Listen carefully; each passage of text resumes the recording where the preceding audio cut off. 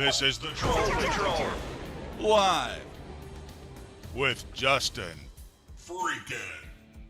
Welcome to the Troll Patrol. Live. It's a freaking Thursday.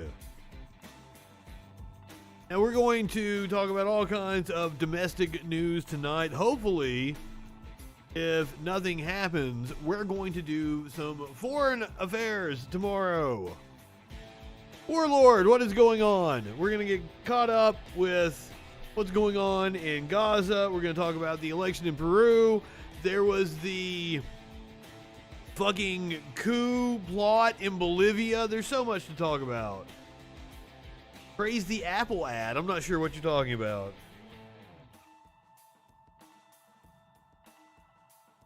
I'm sure it's dystopian, whatever the fucking Apple ad is. They always have been. But on tonight's show, we're going to talk about how conservatives can win the culture war. Are you talking about the actual advert for Apple where the old school one where the woman throws the hammer into the 1984 style screen? Or is there a new ad I need to know about? I don't watch TV.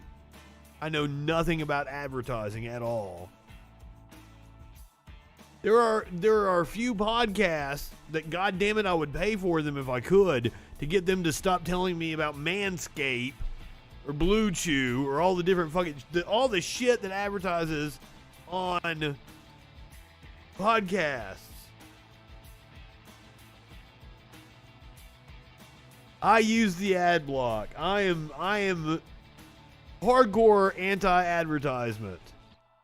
And wouldn't it be hilarious if I did something like ran an ad roll on Twitch right now?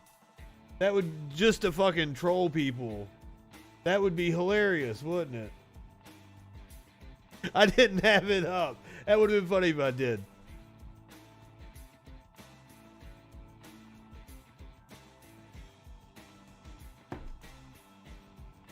Now, those of you listening to the podcast or the replay, or if you're watching on YouTube or something, no ad is playing for you.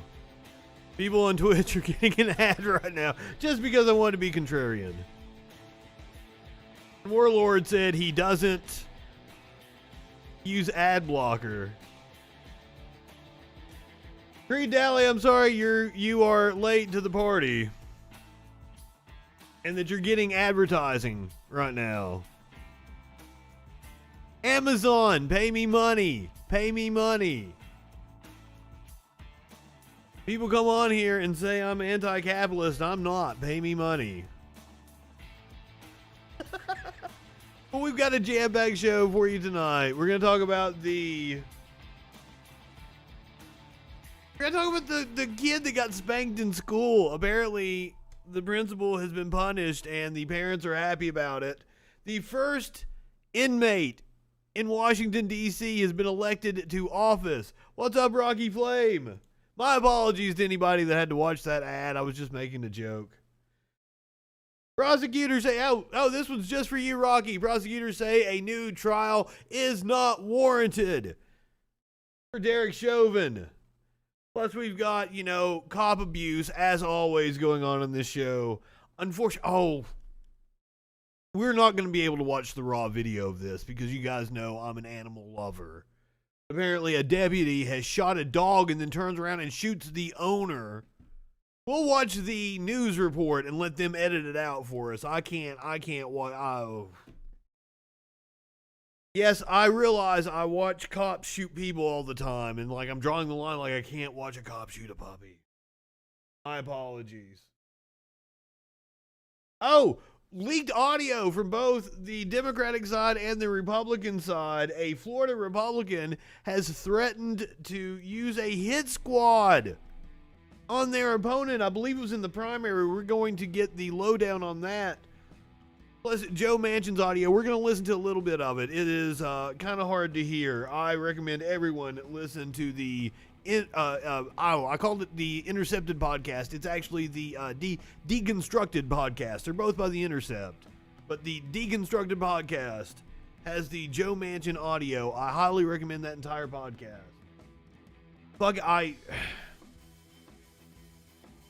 I don't want to speculate what I feel might be happening in the face of the new government in Israel and why they might seek to escalate the tension in the region. Apparently, there's been a rash of drive-by shootings in Arizona, and police have a suspect in custody. I don't know if these all took place today. This is breaking news on NBC within the last hour. Authorities responded to reports of an active shooter about 20 miles northwest of downtown Phoenix, about 12:30 p.m. local time. The shooting spree resulted in 8 separate incidents within about an hour and a half. Officials believe the first incident occurred around 11:10 a.m. on the border of Glendale and Peoria and continued through the area until the suspect was detained about 12:42 p.m. At least 4 of the victims were shot and others were injured, either in the resulting car accidents or shrapnel. The 13 injured are expected to survive and suffered non-life-threatening injuries. Wow.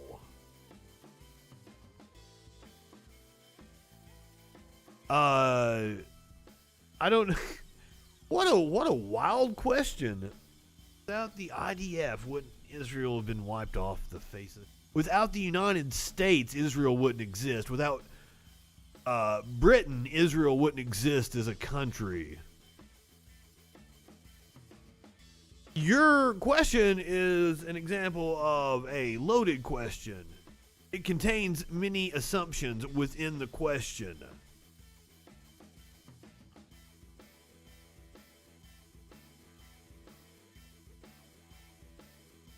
Well, they are relocating the Palestinians that lived there. So apparently you are for the relocation of Palestinians, correct? This is an interesting proposition. Based on what? What, I mean, other than the biblical claim, I do not know what right? Ooh, there you go. As a Jewish person weighing in on this. It's kind of odd to me that a lot of the Jewish people that I know are sympathetic to the Palestinians, and a lot of the right-wing Christians that I know are the ones that are supporting Israel. I think it's very telling. But hey, I'm an open-minded individual. If you would like to call in 917-830-4359 or hop on the Discord, I would love to have a conversation with you. I myself feel that we should free Palestine.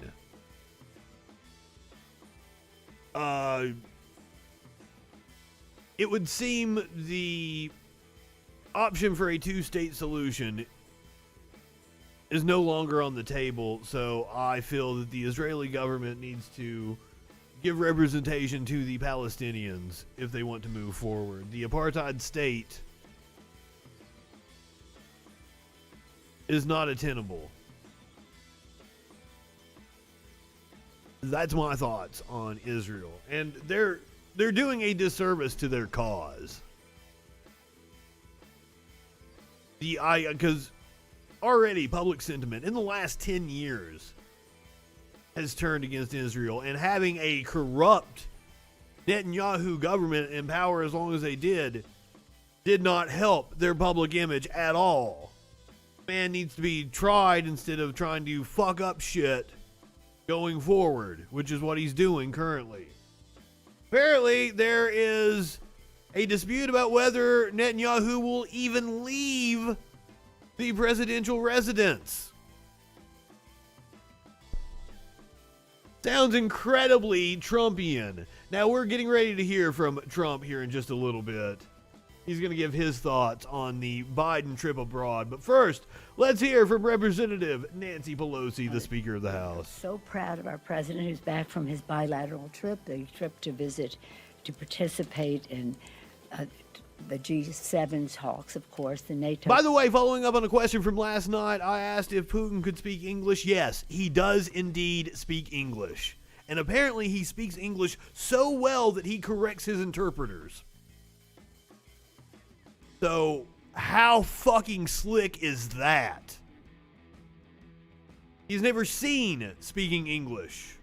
Because last night I wondered if it was because like he has broken English and it wouldn't make him look as strong as if he was speaking Russian. No, apparently he's actually really good at speaking English. So, wow. Because we played the clip of him taking, and by the way, he took unfiltered questions from the press. Like a badass. It's amazing to me that all the right-wingers have been sucking Putin balls all day. Because they're all rah nationalism. So it's weird to see them insult our president in the face of Russia.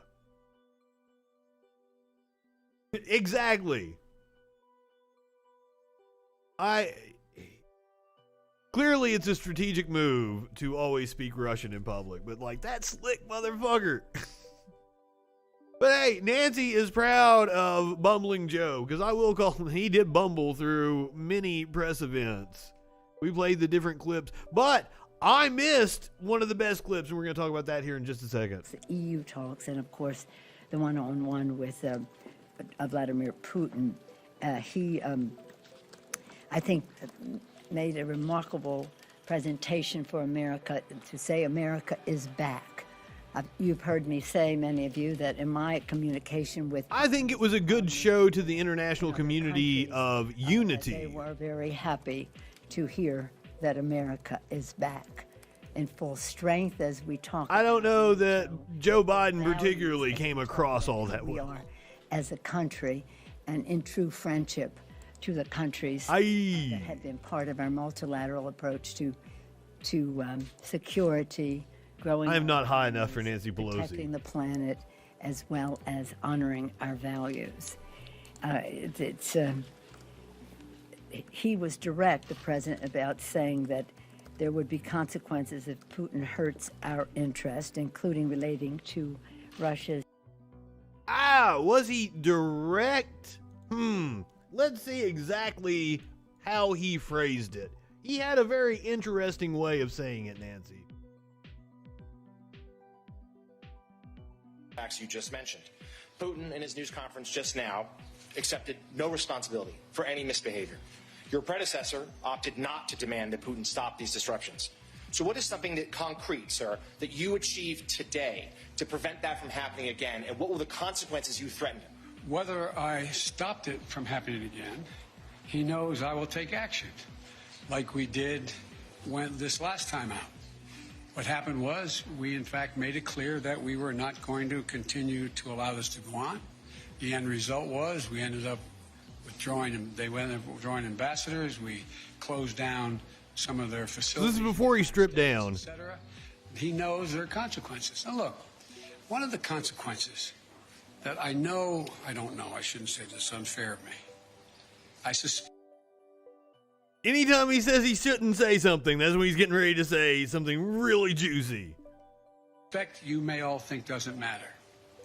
But I'm confident matters to him, I'm confident matter to him and to other world leaders of big nations.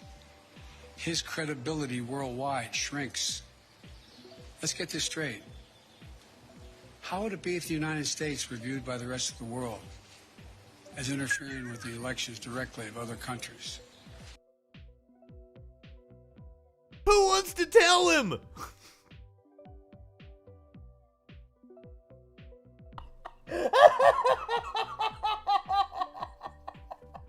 That is one of the most hilarious statements I've ever heard in my life.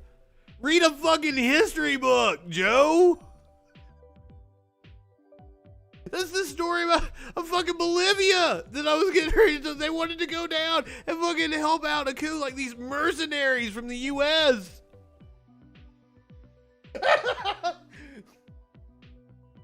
Holy shit, that is all we do. I don't know, that's not all we do. We also export some racism as well. Oh shit. Let's see what former President Donald Trump had to say about Biden's trip abroad. Calling into Sean Hannity last night. Can't even get a live shot with the man. I thought he was, what Biden was facing I figured he'd be begging for attention right now. They'd have a camera there with him. in Putin, and then we'll move on from there.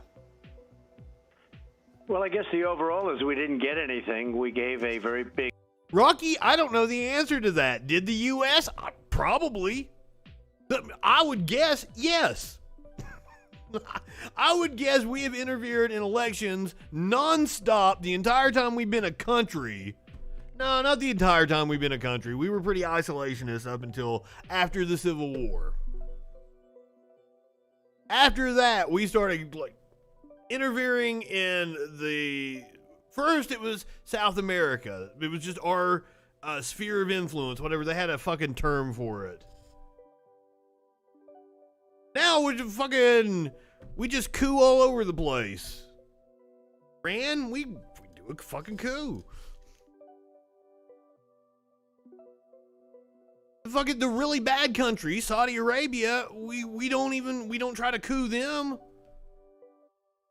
Cozy up to them, it's the weirdest thing. All right, anyway, back to President Donald Trump's thoughts on President Joe Biden's trip abroad. We gave a very big stage to Russia, and we got nothing. We gave up something that was unbelievably valuable. I stopped the pipeline, Nord Stream, and that...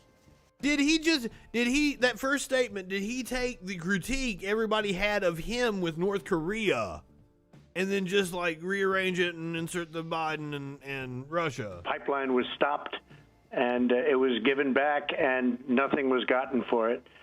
And it was... it may actually have something to do with the... Rocky may be able to tell us that. How various people performed. Namely, the two... Mind blown. The U.S. interfered in an election. Let me do a follow-up on that. I think it was a good day for Russia. I don't see what we got out of it. Was that the...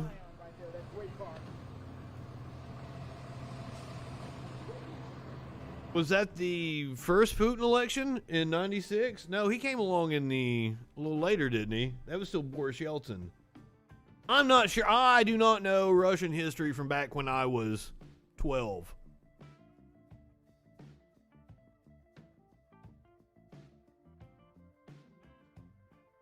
But I do know that Osama bin Laden's niece protested the Biden-Putin summit with a Trump 1 flag.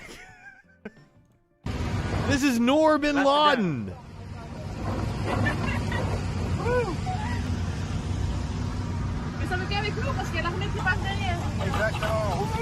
Wow. Noor bin Laden on the MAGA bandwagon.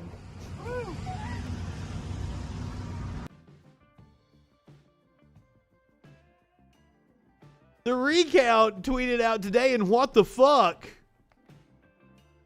Noor bin Laden, Osama bin Laden's niece, protests the Biden-Putin summit in Geneva. Noor bin Laden retweets it with damn right.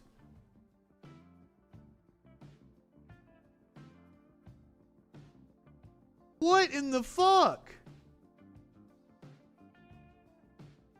Apparently, police in Switzerland threatened to arrest Noor bin Laden over this.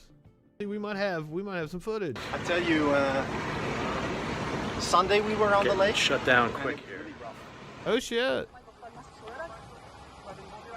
Looks like it's coming to us from InfoWars. Thank you, Alex. If I don't give you the signs, you're going to arrest me? Qu'est-ce qui se passe si je vous donne pas les signes? Look how gorgeous that is. Donald Trump won the 2020. Is she in Geneva? And we're allowed here in Switzerland, even in Guatemala. When Kamala goes, Guatemalan people can have signs that say President Trump won. In Switzerland, we're not allowed. Is Guatemala a freer country than Switzerland? I'm a Swiss citizen. I'm a Swiss national. Of course she is. She's rich as fuck. C'est un panneau qui dit Trump a gagné. Trump a gagné, c'est un panneau. Anything that says Trump won has to be confiscated. We have a couple of Trump won signs and they have to be confiscated. Wow. Okay. Even Guatemala is freer than Switzerland, apparently. I'm not sure what they're actually arresting her for. Damn, look at that fountain. Dan Lyman with InfoWars Europe. I am here on beautiful. Or is that like a fucking geyser or some shit? Summit.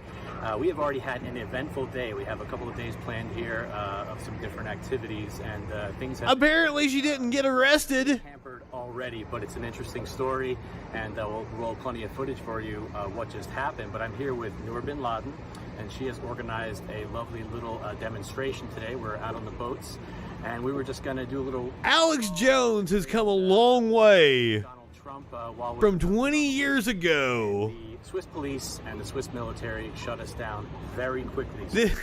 This is Noor bin Laden, who was holding up a Trump won flag in Switzerland. The cops apparently came over and kind of, told her to calm her tits.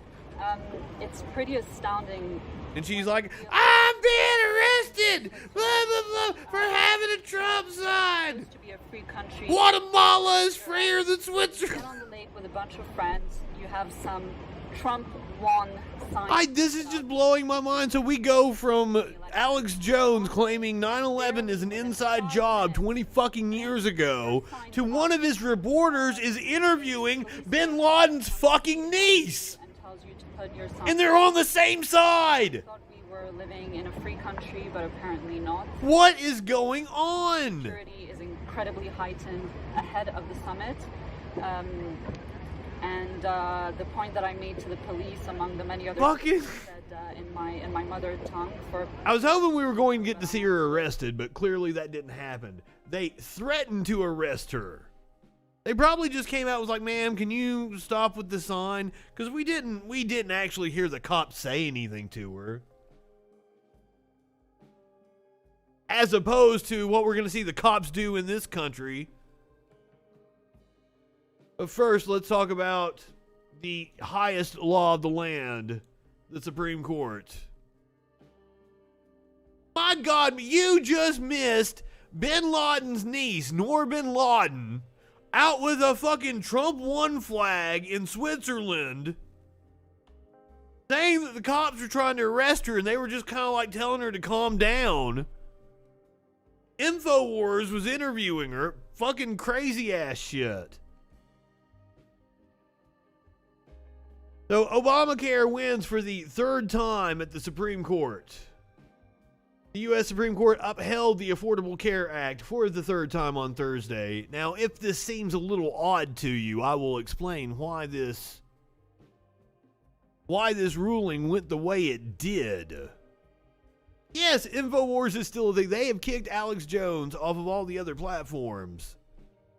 But you can still go to Infowars.com, apparently bandvideo.com or whatever the fuck. He's got a couple of different sites that links to his bullshit. We get to play an Alex Jones clip every now and again. He still says some funny shit. So the Supreme Court upholds the Affordable Care Act. This comes in a series of rulings that definitely have a corporate bent to them.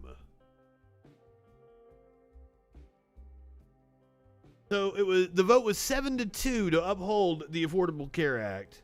The opinion, written by Justice Stephen Breyer, was joined by Chief Justice John Roberts and Clarence Thomas. Kagan, Kavanaugh, and Barrett. Alito and Gorsuch were the only ones who dissented. Gorsuch kind of surprises me. They would have struck down the most popular parts of the law, including the provision barring discrimination based on pre-existing medical conditions. That does make sense. But the majority decision threw out the challenge to the law on the grounds that Texas and other objecting GOP-dominated states were not required to pay anything under the mandate provision and thus had no standing to bring the challenge to court. So because the federal government is footing the bill, the states had no right to sue.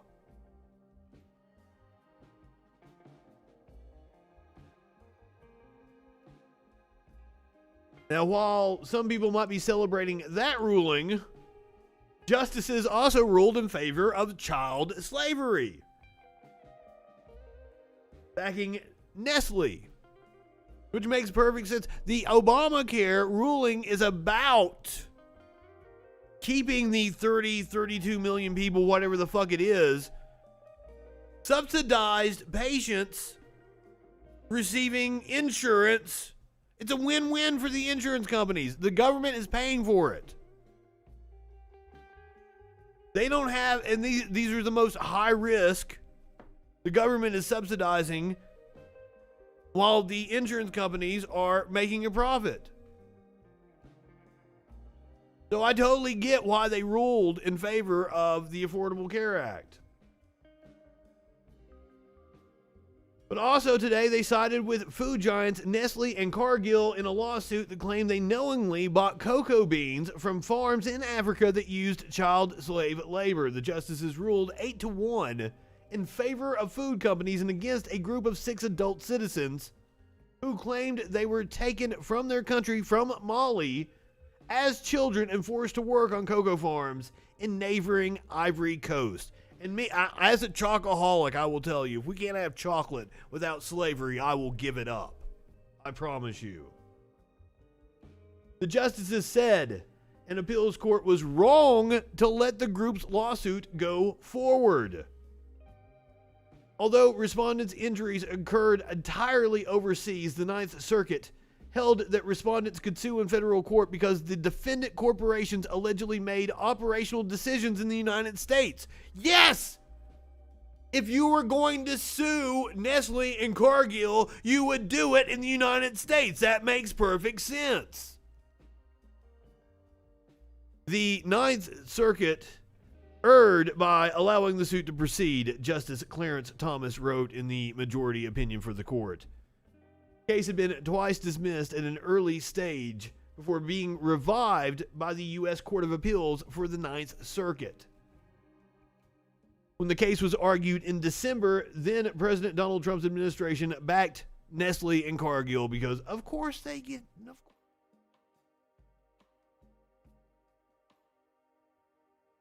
And then finally, any other major ruling today?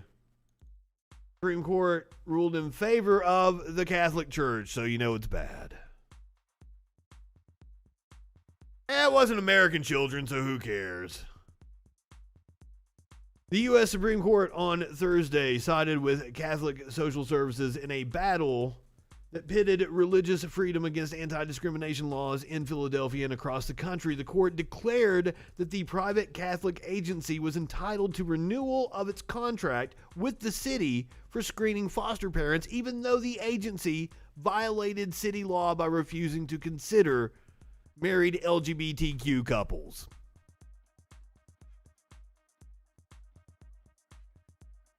Wow, we've got some loving homes for some kids, but we can't let them go to them because Sky Daddy says we'll rot in hell over it. It says you'll rot in hell over it. It doesn't even say that in the fucking Bible. First of all. But then it's apparently the couples will rot in hell. Oh, you know they're saying they're worried about pedos. But that's exactly what happens in the Christian foster care system. Oh, they're absolutely saying they're worried about pedos. They're making that argument. At issue was a decision by the city of Philadelphia to end its contract with Catholic Social Services for screening potential foster care parents. CSS challenged the termination in court, citing its religious belief that same-sex marriage is wrong, and that maintaining and ending the contract violated the First Amendment right to free exercise of religion. Fuck off. The court agreed unanimously that the city violated the Catholic group's rights, but the justices divided 6-3 on the reasoning, with the majority limiting the reach of its decision. Yeah, the Catholic fucking church worried about pedophiles. Exactly. It's certainly a loss, said Richard Deering, the chief of the appeals division for the New York City Law Department, who filed a brief for local governments in support of Philadelphia. It's a narrower one than some might have feared, so I think in that sense it's not exactly a bullet dodged. But there will be additional cases. President of the Human Rights Campaign said, our opponents are constantly looking for opportunities to challenge our rights, so this is not the end of the story. Of course it's not. We are not civilized yet. But hey, we're coming up 2 days away from Juneteenth. President Biden has signed it into law. This gentlewoman from Texas, seek recognition. This was Representative Sheila Jackson Lee. Without objection, the gentlewoman from Texas is recognized for 1 minute. It's not often when you can stand on the floor of the House and use the terminology, I feel full or filled. It is a terminology that many of us are familiar with in the religious communities. Oh, I'd say some politicians have taken their mistresses out onto the floor of the House in the past, and they've been filled. Just saying. Sorry to interrupt. Representative Of our Black American tradition. But after a journey of 10 years, I just want to take this moment for thanking all of my colleagues, Democrats and Republicans, who showed America that there is unity in the understanding of our history. That history of slavery is the original sin and should never be ignored. But now we have a national independence holiday for Juneteenth. Let us come together. Thank you to Senator Monica got the shaft in the oval. Senator Smith was with us as well. My friend Danny Davis as well. Monica is cool as shit. She is a fantastic family, Twitter follow. And of course, Reverend Thomas and many others from the Galveston area. Opal Lee and the father of Juneteenth, the late Representative Al Edwards. Opal Lee still lives. She brought 1.6 million petitions to the United States Congress in the dead of summer. And so, on behalf of all who have waited for this, I thank them. And to the Congressional Black Caucus, Joyce Beatty is the chair. We stand here as the conscience of the Congress, thanking them with all my colleagues. Again, we say, our message is our power. We are here to serve, and there's more to come in changing lives for justice, equality, and freedom. That is what happened today. How you? Hell yeah. Happy Juneteenth coming up. Is that what you say for that holiday? It is a joyous occasion. Also something to find joy in. The House has voted to repeal the 2002 Iraq War Powers Resolution. The House moved Thursday to repeal a nearly 2-decade-old war powers measure, making what many lawmakers hope will be the beginnings of the end of wide-ranging authorities given to the president after the 9/11 terror attacks. Yes, the couple in St. Louis is going to have to give up their guns. I wanted to look at that. Apparently, I'm assuming they're not pleading guilty to a felony, so he can still run for office. Oh, the Senate is a whole nother story. Short answer, no, Rocky. Probably not. The vote in the House was 268 to 161. Democratic Rep. Barbara Lee of California who voted against it in 2001 and 2002, was the sponsor of the repeal bill. Hell yeah. And she said it's been a long time coming. And the Senate Democrat Tim Kaine of Virginia is sponsoring a similar bill with help from Republican Todd Young of Indiana. Shit. Maybe. They might actually be able to get it through the Senate. Fuck. So they've got Todd Young of Indiana and 4 other GOP senators. I thought they were going to face resistance within the Democratic Party and not be able to get any Republicans. Fuck it, and that should be something Rand Paul will sign on to. The repeal drew the support of Senate Majority Leader Chuck Schumer. Fuck, it is going to pass. Holy shit. It will eliminate the danger of a future administration reaching back into the legal dustbin to use it as a justification for military adventurism. It seems like it can pass without mention. Oh, I like it. Just having this much support out the gate, I'm surprised. He noted that former President Donald Trump used the 2002 authority as a partial justification for an airstrike against an Iranian target in Iraq last year. A Senate committee is slated to take up the plan next week. Senate Minority Leader Mitch McConnell earlier on Thursday warned that Democrats leading the charge on repeal are ignoring a critical step addressing how the U.S. will fight against terrorists going forward. So McConnell's against it, of course. But just the fact that they've already got 5 Republicans, and Rand Paul wasn't one of the ones they mentioned.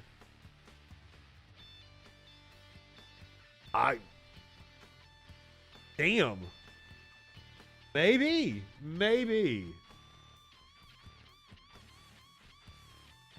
Let's hear what a GOP rep had to say about the Iraq war resolution, shall we? Speaker, I'm pleased to yield 3 minutes to the gentleman from Florida. A GOP representative and a veteran, so should be incredibly enlightening. And a member of the Foreign Affairs Committee, Mr. Bryant. Murkowski and Collins, that's 2 that could go. Thank you, Mr. McCall. War powers and AUMF, it's a distant, impersonal terms to talk about the work of the war fighter. And I think for people on both sides of the aisle... You know Bernie's on that.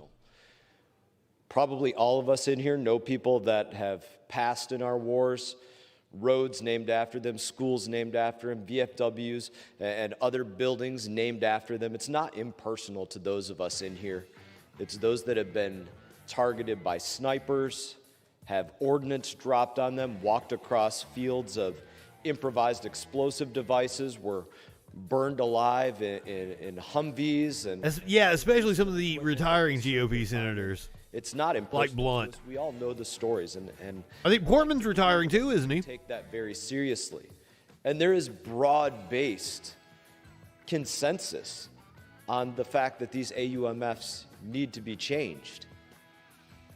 So he agrees there is broad-based consensus. But you know, on behalf of the military-industrial complex, there's a but. But to do that and to have the appropriate responsibility to those that go out there and fight the wars, we have to talk to the people that go out there and command the battles. Why don't the presidents fight the war? Why do they always send the poor? Sit in the jock and sit in the talk and sit in the Pentagon. But instead what we did was we had professors from NYU and Harvard and Yale come in and speak to us for a few minutes about their opinion. Hey, let me tell you about how important civilian leadership is and what the founders thought about that, sir. Would you like to read a fucking history book before you come up here and look like a jackass? But what I can tell you is that a battlefield looks nothing like a lecture hall or a faculty lounge. They're not the same things. And their opinions are not nearly as weighty as those of the chairman of the Joint Chiefs of Staff or the Secretary of Defense or the Secretary I disagree. the Secretary of the Navy.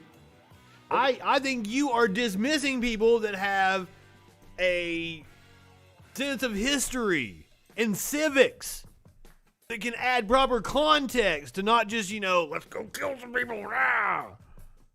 Commandant of the Marine Corps or one of our combatant commanders.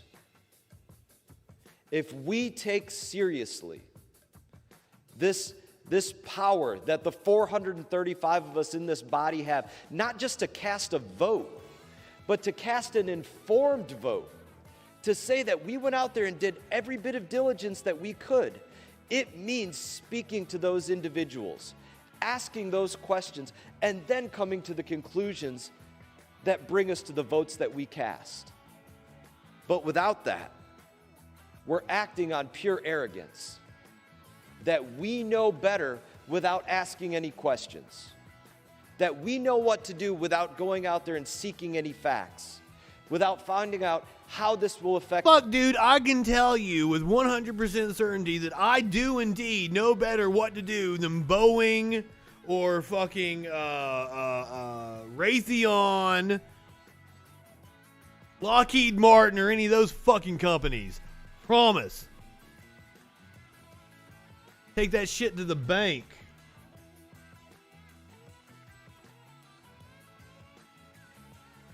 Now, Senator Kirsten Gillibrand, Kirsten maybe. Might have been saying it wrong. Kirsten. Madam President, I rise to once again call for this entire body to have the has a bill about sexual assault in the military, which is a rampant problem in the United States military.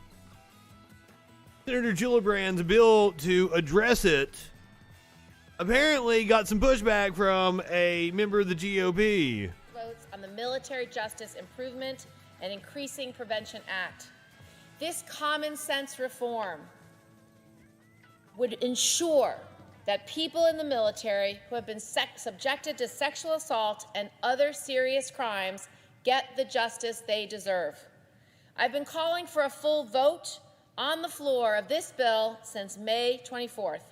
That was 23 days ago. And if you need some frame of reference on what's going on, just Google Fort Hood. Members will have been raped. Hit the news on Fort Hood and 2 in 3 scroll through. Of the survivors will not even report it because they know they are more likely to face retaliation than to receive justice. Today, I want to share the story of the kind of offender that our bill would address. On March 30th of this year, Staff Sergeant Randall Hughes pled guilty to a series of rapes dating back to 2006 that he committed while the Army looked. A series. Staff Sergeant Hughes was only brought to justice after his brave They Jim Jordaned it. Decided to come forward. Had the Army prosecuted him the first time one of his victims had come forward, his daughter may have been spared. At a Super Bowl party in 2017, Staff Sergeant Hughes fed drinks to his host, a soldier under his care, until the host passed out. He then approached his host's wife while she was outside the house. He propositioned her for sex, and when she refused, he forced himself on her against their grill outside their house and then dragged her inside their house where he raped her, all while the husband was passed out in the next room. The survivor hid in her bathroom until she could report the ordeal to CID the next day. CID took a year to investigate a relatively straightforward rape allegation. The command did nothing to expedite the investigation or hold CID's feet to the fire. Sounds like the whole fucking system is corrupt. That the allegations were credible, but the command did nothing. And instead of prosecuting him, the command put Staff Sergeant Hughes. Sorry about that. First class promotion. Content warning, fuckers. My apologies. I wasn't expecting this. I'm so sorry. That's one of the downfalls of not watching things beforehand. Staff Sergeant Hughes was transferred to a new duty station, Fort Dix. While at Fort Dix, after years of sexual abuse, his daughter bravely came forward to report that abuse. CID at Fort Dix then noticed the administrative remark in his record from the previous rape and began making inquiries. They learned he had raped 2 other women and physically abused his wife. The command had every tool available to stop Staff Sergeant Hughes from his serial rapes, including the abuse of his own daughter, but instead they turned a blind eye and did nothing. Even after he admitted to his crime and pled guilty, the Army offered a plea deal for 13 years of confinement. 13 years of confinement despite sexually assaulting 3 women, including a minor. This serial offender avoided justice for 15 years. Even when the command was forced to administer justice. And everyone that helped him avoid justice should face charges. Drug offender. This case is why we need a professional military justice system worthy of the sacrifices the men and women in our military make every day. Having leadership at the top that truly cares, that is truly passionate about prosecuting sexual abuse, will have repercussions down the chain. Our bill does exactly this. I don't know how you can do that in that kind of a system. It deserves a vote on the floor. As if in legislative session, I ask something needs to be done. That at a time to be determined by the majority leader, in consultation with the Republican leader, the Senate Armed Services Committee be discharged from further consideration of S-1520, and the Senate proceed to its consideration. That there be 2 hours equally divided and the usual form, and that upon the use or yielding back of that time, the Senate vote on the bill with no interest. I mean, it's a system that breeds that kind of abuse. Objection. Madam President. The senator from Rhode Island. So here we go. This is a GOP the request from the senator from New York for the reasons response I previously stated. And I'll repeat again what I've said publicly and what I'm committed to. I support removing prosecution of sexual assault and related crimes from the chain of command, the types of crimes that Senator Gillibrand has just discussed. But her bill goes much further than this to remove crimes that are not related to sexual misconduct. And that's an issue we have to carefully consider. Why? The removal of these crimes related to sexual contact. I see no distinguishing between sexual abuse and other abuse of power. Because that's what it is. It's people abusing their positions within the military. I'm sure there are other charges that need to be addressed outside of the military. Will be a momentous and truly historic change to the military justice system, and one in which Senator Gillibrand can claim great responsibility for effecting it. We must take care, however, that we do it thoughtfully in a manner that does not break the military justice system. The worst thing we can do for victims of sexual assault is... Well, it looks like there's no justice in the military justice system, sir. ...effectively or on time, creates too large a workload for too few qualified military judge advocates, imperils prosecutions, leads to convictions to be overturned on appeal, or results in neglected cases because the necessary attention cannot be devoted to them. According to the Department of Defense, the number of full-time 06 colonels in non-military jargon, lawyer disposition authorities required to execute the system as proposed, which would take effect 180 days from enactment, exceeds the service's existing personnel inventory of judge advocates in that senior grade. And this doesn't account for her bill's requirement that these 06 judge advocates have significant... I don't even know who this dude is. If this is a senator, you have not made a lot of noise, sir. It's reserved for 06s such as military judges. And I don't think the Hill even mentioned who he is. They mentioned Grassley and Gillibrand. Yeah, on the Senate floor Wednesday, Iowa Senator Chuck Grassley stood in support of New York Senator Kristen Gillibrand. They don't even mention who the fuck this jabroni is. If anybody knows, please let us know. Corps or combatant command staff judge advocates. The heads of the Service Judge Advocate General's Corps have previously raised concerns about the implementation timeline, the resources necessary to execute, and a host of other inconsistencies with the current system that would have to be addressed to ensure successful implementation. Subverting our regular justice system is a lot of it, I'm sure. Gillibrand's bill would empower to make prosecutorial decisions. I always assumed, it was because if you've got people stationed overseas or you've got them on a boat or something, you just adjudicate it there. and that would have been the reason for it, 100 fucking years ago. We've got a different kind of system now. We've got the ability to be able to have Zoom conferences and shit. Jack Reed. Cases and simply those that end up in court-martial. These are the very issues we need to consider and address in the committee, not to dispose of without amendment on the floor. And the committee will do this. It'll do it faithfully, and I am very much... The senator from Rhode Island, that's fucking shit. That's it. That's why I didn't know who he is. I have never met anyone from Rhode Island. I've never met anyone that's been to fucking Rhode Island. I don't think Rhode Island is a goddamn fucking state. I don't think it exists. That's why I had no clue who this asshole is. And he's a Democrat. I was calling him a GOP. This is a motherfucking Democrat.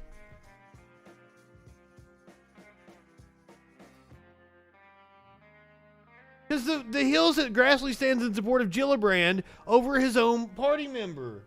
Is this wrong? It says he's a Wikipedia could be wrong. Fucking shit. Be able to move legislation that does remove any crime related. None of this makes sense. From the current command system to a system that Senator Gillibrand is proposing. With that, Madam President, I would reiterate my objection.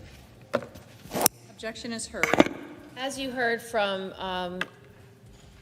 the chairman of the committee, I think we're right?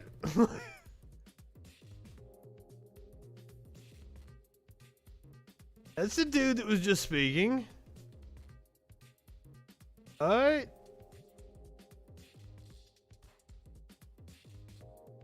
John Francis Reed, politician serving as senior United States Senator from Rhode Island. Well, he must chair a committee. Well, shit. Anyway, back to Jill. So that was a Democrat opposing a Democrat. He only intends on taking one crime out of the chain of command, and that's sexual assault.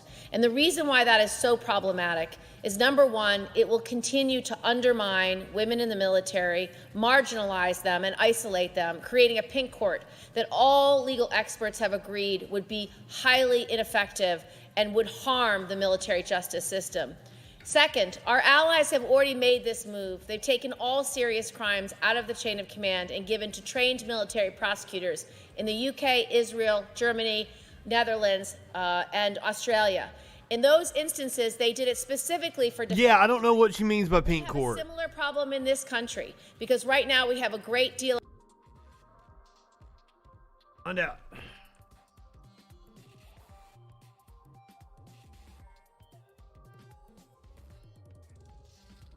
Military justice reform, pink courts, and unit cohesion.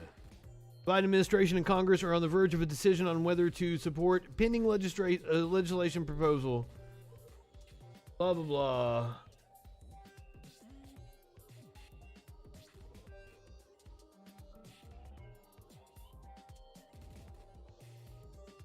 I'm not... Okay, creating pink courts. Oh,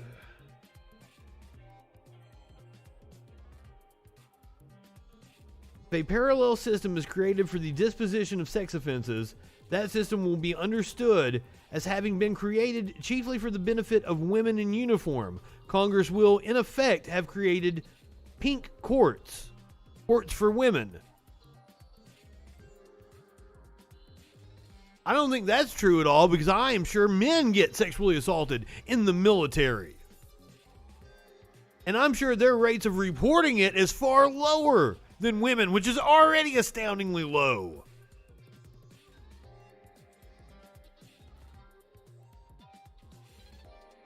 So that's weird. So this is the argument against it. Creating pink courts will destroy unit cohesion. It doesn't sound like pink courts. That doesn't sound like what they're... Go back a little bit. Let's see what she's addressing in this. So problematic is, number one, it will continue to undermine women in the military, marginalize them, and isolate them, creating a pink court that all legal experts have agreed would be highly ineffective and would harm the military justice system. Second, our allies have already made this move. They've taken all serious crimes out of the chain of command and given to trained military prosecutors. Oh, okay. So what he was arguing, the dude before, was he was arguing for like a separate sexual assault court within the military tribunal system. Well, thank you, Adam. I greatly appreciate it. So he was arguing for another type of tribunal that just deals with sexual assault. She's saying take all of the military justice system, put it into the civilian justice system. I think I like that more. UK, Israel, Germany, Netherlands, and Australia. In those instances, this is cool that we figured this out together. Thank you, guys. And we have a similar problem in this country. That's not what she's saying. Bias in who gets punished. If you are black or brown in the U.S. military today, you are 2.5 times more likely to be punished, and most commanders are white commanders. There's further data that shows most black and brown service members have either experienced or witnessed racism within the ranks. So if we want to fix this criminal justice system, you need a bright line, and it should be at all serious crimes. That is how we fix the military justice system. That is how... Wait, you don't already have all felony level criminal stuff in the military justice system? Wait, you just resolve that shit in the chain of... What? That sounds preposterous. That wasn't already the way it was done? What?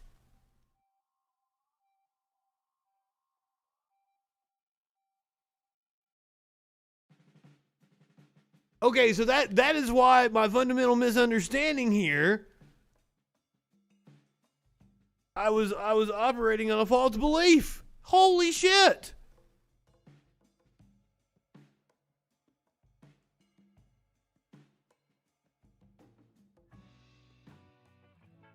Indeed, it does very much illustrate the uselessness of the military justice system.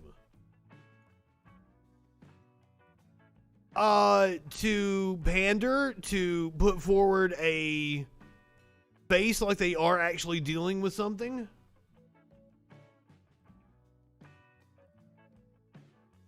Wow. Well, that's it. She was addressing the disparity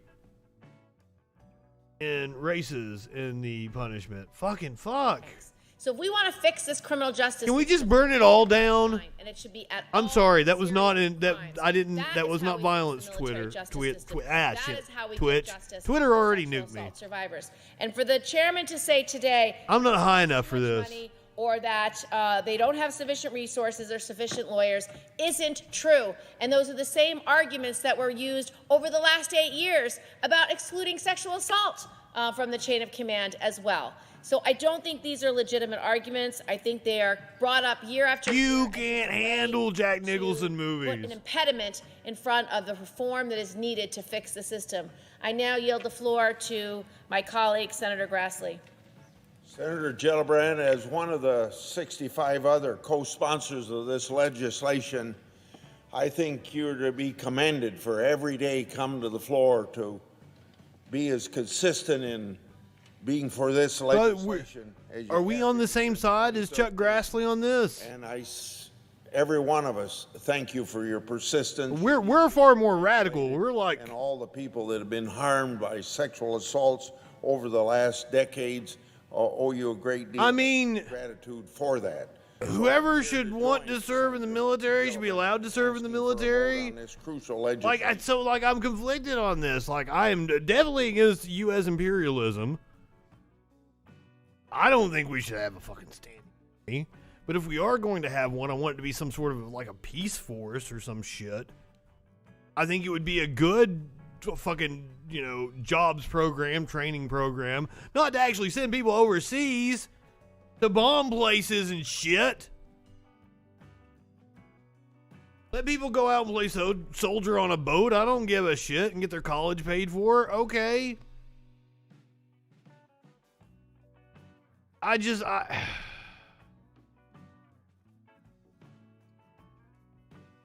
Oh yeah, well, like,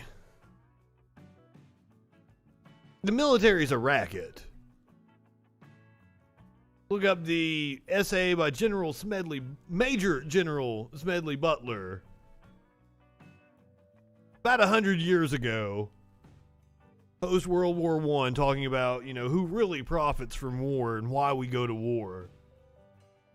The whole system is fucked. I think I'm leaning towards the position that it's like the police force. You just kind of have to abolish it. And if there's going to be something in its place, you have to build it back from scratch.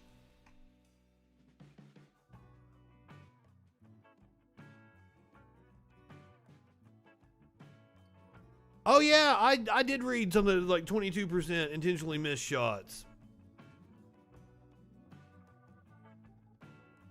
The military could exist for other purposes. There could be a Peace Corps type, the military is incredibly good at distributing vaccines to rural areas of fucking Africa and shit. There are certain things the military is actually good at doing, and you can harness that power and put it to good use. I am against any kind of imperialistic avenues or using the military for that kind of shit.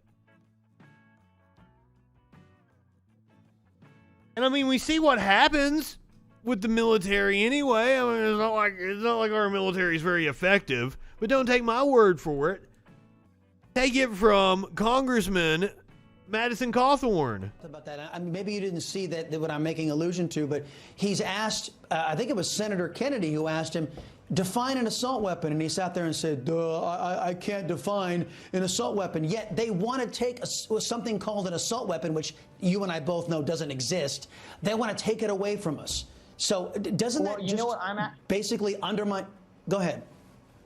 Yeah, I actually saw him try and walk that back and say, the definition of assault weapon is anything that shoots a semi-automatic round, something that you can pull the trigger multiple times without having to reload, and it shoots. That is basically every single modern sporting rifle in the United States of America. But let me tell you, the Second Amendment is not written for sporting. The Second Amendment is so that if the tyrannical government ever wants to rise up, we can stop them. And if anybody ever wants to say, citizens with a few small arms fire would never be able to stop the federal government, I absolutely disagree. Ask the Viet Cong how they handled the Marines and the Army in Vietnam.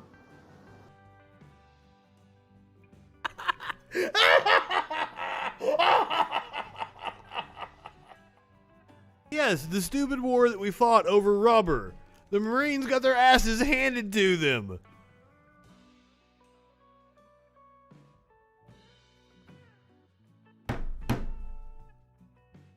Oh, that was awesome that he said that.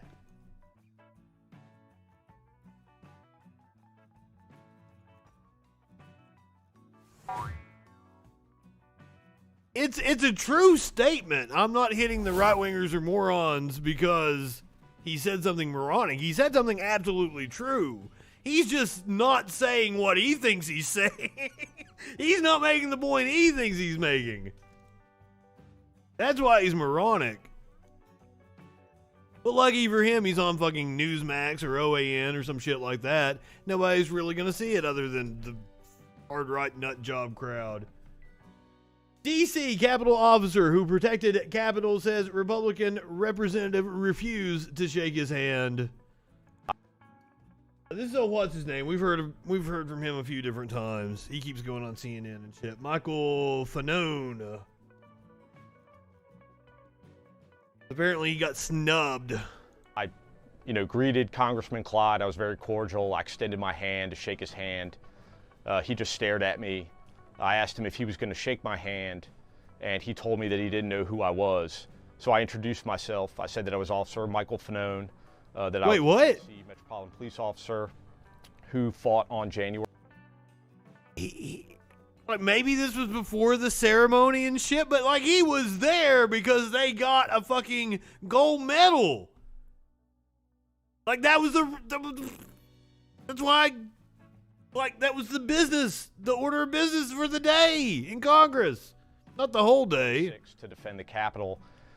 And as a result, I suffered a traumatic brain injury as well as a heart attack after having been tased numerous times at the base of my skull, as well as being severely beaten. At that point, the congressman turned away. It wasn't violent, though. That's what I keep hearing. It looked like he was attempting to pull up like an audio recording app on his phone, and again, like never acknowledged me at any point. As soon as the elevator doors opened, he ran as quickly as he could, like a coward. So where did China... Wait, what grocery store were you at?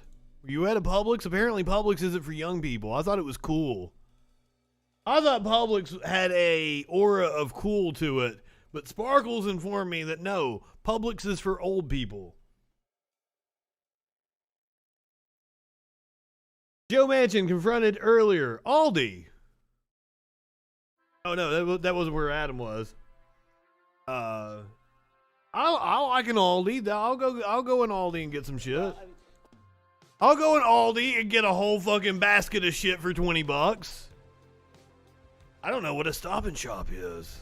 We don't have those around here, sir. You know what we do have around here? Shitty ass senators like Joe Manchin. You're trying to build support for this voting rights piece of legislation. Yeah. Do you think that it makes sense for the majority to delay next week's vote to give you more time to do that? You know, that's going to be Leader Schumer's.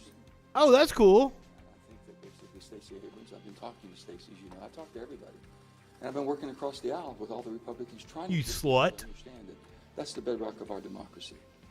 An accessible, fair, and basically secure voting. That's it.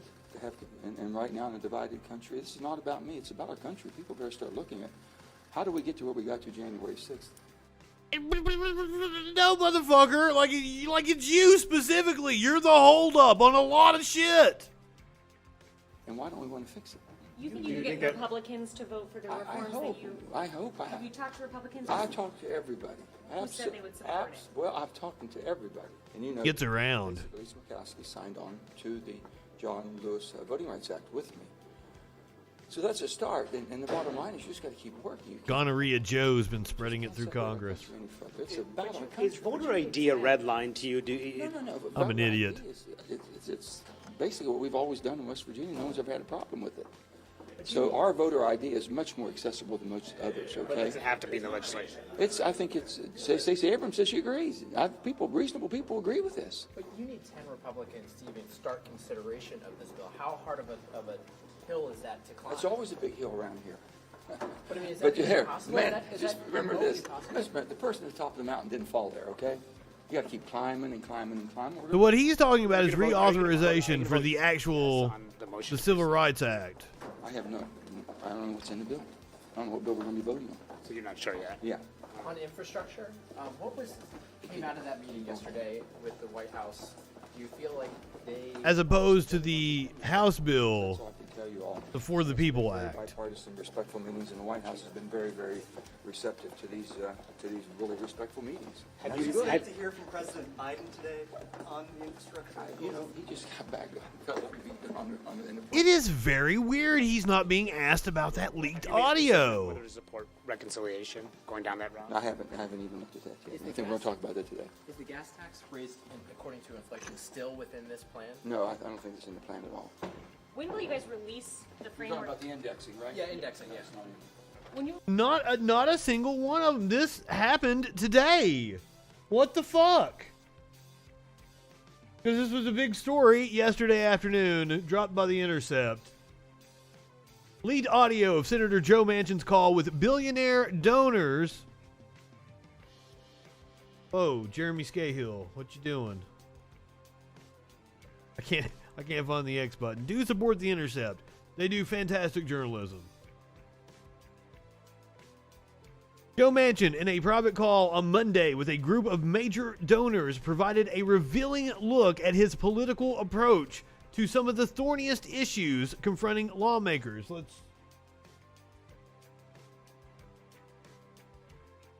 going to jump ahead to 8:30 here in the audio. Did you know this podcast is powered by Acast? Sorry about that. That was my bad. Fuck, it's even got an ad in here. Jesus Christ. You're going to find out who's paying him to act like a Muppet. We found that out yesterday. I do encourage everyone to go and listen to this podcast because I don't think we're going to be able to get much out of this audio. It's not very clear. But this is a question that it's dollars at the margin, in part, and it's dollars that they control, hard money dollars. I will tell you that I participated in the last cycle when we handed out checks to a number. This is one of his donors. The House in the range of $50,000, and in many cases they volunteered the fact that was the single largest check they received overall in their campaigns. So, and think about joining the House. You're there for 730 days, unless you pick a leap year and maybe get 731. And for the vast majority of those days, you're spending 4 hours on the telephone dialing for dollars. And so, what this does, aside from sending the very strong message that there are folks who will have your back if you take tough votes of a bipartisan nature that may not be popular within your party. Now, this isn't Manchin. In a real way, frees them to do more work because they're spending less time raising those funds. So it's powerful, and there's just no question that we have had and can continue to have an impact. So Lee, as you can see that Senator Manchin is in his Senate office, and all senators know you're not allowed to have a fundraiser, in Senate property, that office. That's an excerpt from the podcast. Let's see if we can get some of the juicy details here. Roy is retiring. If some of you all who might be working with Roy in his next life as a lobbyist is what he means, could tell him that'd be nice and it'd help our country. I think he was referring to the January 6th commission. Regarding Blunt, Manchin appears to be suggesting, without perhaps quite explicitly saying so, that the wealthy executives on the call could dangle future financial opportunities in front of the outgoing senator while lobbying him to changes on his vote. Senate ethic rules forbid future job negotiations if they create a conflict of interest or present even the appearance of a conflict of interest. Manchin notably doesn't suggest that the donors discuss a job, but rather says that people who Blunt may later be working with would be likely to have significant influence, reflective of the way future job prospects can shape the legislative process, even when unspoken. I think we need legislation to stop them from being lobbyists afterwards.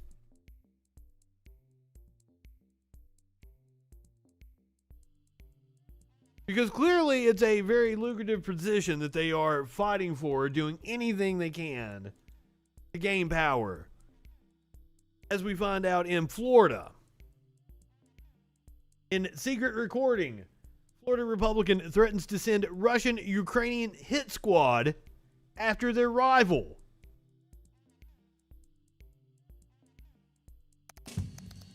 Oh. When the pandemic hit. Got to suffer through a little bit of an ad here.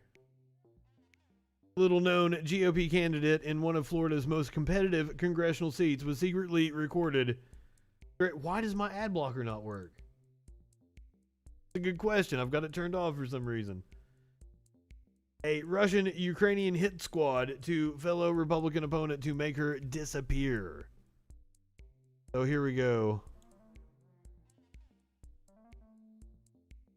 Content warning, fuckers. In front of everyone. One of my Freemason brothers, the billionaire, who's going to actually... We're bringing in over $500 million from offshore, from Malta and Gibraltar, to fund my campaign. Even though my campaign only needs $1 million to get the primary and another 5 or 6 for the midterm, we're bringing in $500 million because they understand how fucking serious it is to keep our country intact. Wow. And with that kind of money, I'm going to have 24/7 2 former Secret Service officers up my ass. $500 million, and what he's saying to keep our country intact means keep the poor rabble in place. They're getting a little too antsy and rising up.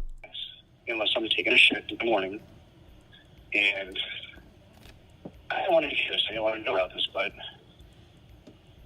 we have access to a hit squad too, Ukrainians and Russians. Damn. You did not fucking hear that from me. I didn't hear what? But this shit is getting deep. And I don't want you to be on the wrong side of it. I don't want to be on the wrong side of it either. So why would we need, I guess, like, I mean, that's... Well, no, you're not going to be, I mean, you're not going to be a part of it regardless. But I'm just saying, don't get caught in public, like, supporting Luna, because Luna supporters are going, Luna's going to go down. And I hope it's by yourself. Is that why, like, I mean, I don't, that's, is that what, like, the Russians are for? That's, like... If we do so my polling people are going to charge me $20,000 to do a poll right before the primary. And if the poll says Luna's going to win, she's going to be gone. She's going to disappear. Whoa! Dang. And you cannot tell anybody that. I would never tell anybody. For the good of our country, we have to sacrifice. She lied. Good on her, though. Sacrifice the what? The few. For the better of the good of the majority of the people, we've got to sacrifice. This is the way these motherfuckers really think. So... She's a crazy bitch. She's a Democrat with a gun. She supported Obama immigration policies. She's flip-flopping on abortion. She's a stupid excuse my language, social media influencer. Yeah. There's no reason she should be in office. And I'd be Wait, what? She was controlling my quality of life. I have no doubt in your capabilities. That's why I'm so interested in what you're doing. She's a Democrat with she's a Democrat with a gun. First of all, gun ownership, clearly in their minds, not for everybody, as they say. Oh, she's a Democrat with a gun. Just like the cops shoot a black person when they've got a gun. Oh, what the... Say that, like, Luna's gonna win. Like... She won't. And if we have polling that proves she won't, she's going to be gone, period. That's end of discussion. Luna's not an issue. So how do we make her go, though? I just don't understand that. How do you make her what? How do we make her go? I call up my Russian and Ukrainian hit squad, and within 24 hours, they're sending me pictures of her disappearing. Oh, dang. Whoa! No, he said it explicitly. This is beyond my control at this point. So it's really bad. Like, she's... Is this motherfucker in handcuffs? Like, he said it explicitly. She looks like such a good person. That's what She's a piece of shit. I'm telling you, money ain't a problem for me. I'm self-funded. I got access to billions. I'm talking with a B, not millions, billions of dollars. Now, can I funnel that in my campaign and look legitimate? Oh, yeah, the oligarchs that run this country. Donations, other people support me and all that. But I'm self-funded. I got cryptocurrency out the ass. I don't need anybody's help. I've got Freemason brothers offering me Russian hit squads. Freemason brothers! Okay, I am indeed. I will admit that. And if I lose, I'm going to have to move out of the country. But if I win, I'm going to help make a difference for everyone in the country. Are they other, like, is this, like, squad that you're talking about, are they, like, snipers? Or how, like, or... I mean, Russian mafia. I think the whole thing's like Chris Kyle. It's a lie. He ain't got no connections. Dudes. Close battle combat, Tech 9s, Mac 10s, silencers kind of thing. I don't even know what the fuck he's talking about. Up close and personal, so they know the person. They know that the target is gone. Damn. You do That's what have I'm telling connections. You. Don't fucking be on the wrong side of supporting Luna. Yeah. Because if you're near her when time comes, I just don't want that to happen to you when you've got kids. So don't be associated with Luna under any circumstances. This is the exact shit they accuse like the Clintons of doing. Yeah, no. What the fuck is going on in Florida? How is Matt Gaetz still a congressperson? Here's the shit out of me too. I know Marines are pretty badass. I get it. I was with them for a year in Iraq, you know. So I mean, this is even scaring me at this point. But I know what I'm doing is noble. and I'm just trying to remain a humble servant of God, and I've got a lot of people behind me. If you told me I would have access to the resources I have right now a year ago, I tell you, wow, I wouldn't believe you. Yeah. This has all happened so fucking fast. It's ridiculous. Yeah, Politico breaking this story.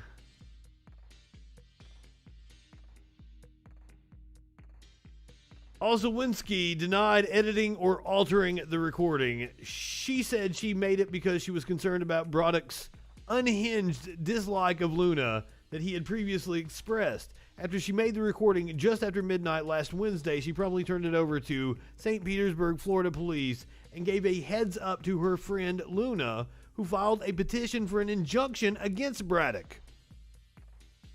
Luna and Olszewski each received a temporary restraining order against him last week. Broderick filed to run on Monday. In the recording, Broderick early in the call brought up the alleged assassins. Democratic Rep Val Demings is leaving her Orlando seat to run for Senate. Wait, what? Did we skip? We need to know what the fuck happened.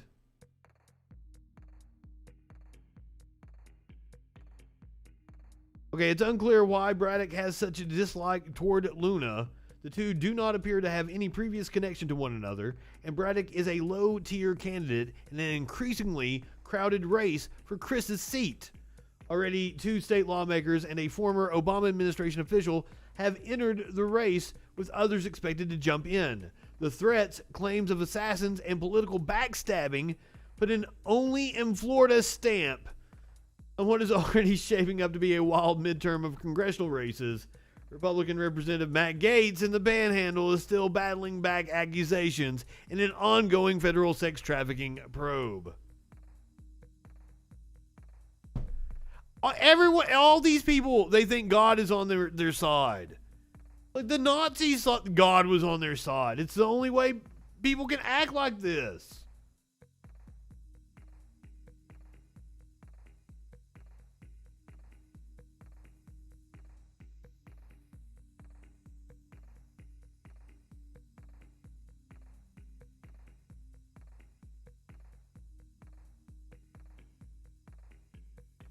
Okay, Olszewski called Broderick on one smartphone and recorded video of the call on another. Okay, that's what we watched, occasionally displaying his name and number on the video to show it was him. Politico also obtained a separate recording, a voicemail message. In Florida, it is a third-degree felony to record another person without their knowledge, but Olszewski said that St. Petersburg police told her she had nothing to worry about in the recording of the conversation and turning it over to authorities. A spokesperson for the St. Petersburg police declined to comment on the recording or whether it was legally recorded. Broderick, though, indicated he was ready to sue Olszewski. The folks in possession of whatever recording they think they have of myself or someone else, which may even be altered and edited, will be facing civil damages suits when the paperwork is filed with the county and felony charges after I file with the local police department, Broderick said in his text message to Politico. I strongly advise not to get involved because these civil suits, he has the best lawyers, he's probably bringing those in from Russia too, will continue to be filed until people stop sharing them because whomever is on the recording did not consent to be recorded, in my humble opinion.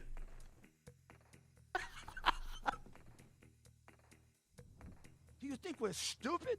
You think we're fools?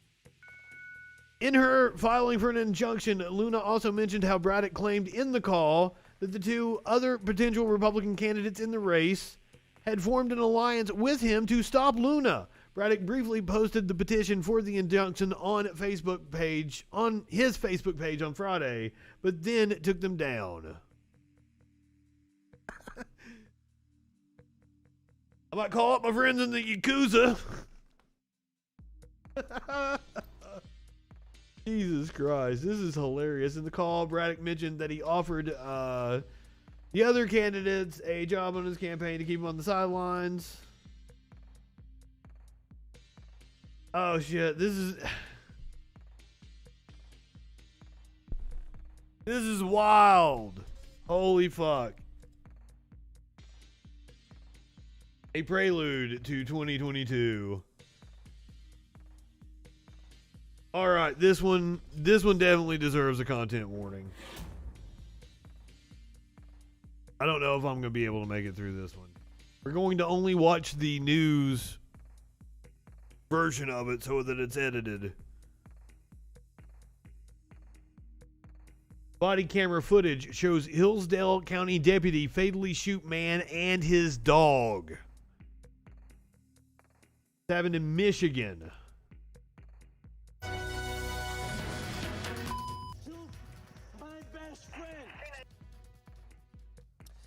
We're going to show you just a very small portion of some very shocking body camera video that ends with a man and his dog both dead. We do want to warn you, the video is disturbing. However, we feel it's important to show you what happened here. It all started when a Hillsdale County Sheriff's deputy was called out for a dog complaint in April. News Channel 3 investigative reporter Mike Craig. A dog complaint. A man is dead because of a dog complaint. This is why we say defund the police. Stick joins us live in studio to walk us through this video that we are just getting our hands on today, Mike. Yeah, Andy and Erica, Michigan State Police are still investigating this deadly shooting. Today, I got my hands on the deputy's body camera video. The Hillsdale I'd like to get my hands on the deputy. About a dog running around in the neighborhood. When the deputy gets to the Reading Township home, the dog is inside the house. We're about to show you. Look how cute it is. Again, we want to warn you, the video may be Dog. The body camera video shows the dog leap at the Hillsdale County deputy. Good dog. At least 4 shots. The dog runs to another part of the yard where it dies. The deputy calls for an ambulance and backup. He tells the dog's owner, 32-year-old Oscar Herrera, to stay on the ground. You shot my dog, bro. Dude, your dog bit me. That's why it got shot. For nearly 5 minutes, the body camera... You're on its property, motherfucker. For most of the encounter, he has a taser pointed at him. Shoot me. I'm not gonna shoot you. The deputy... Dude, you came on to his fucking property, probably acting like you got a fucking little dick, with your ego all fucking inflated. The dog sensed your fucking anger, and that's why it attacked you. It had every right to on that man's fucking property.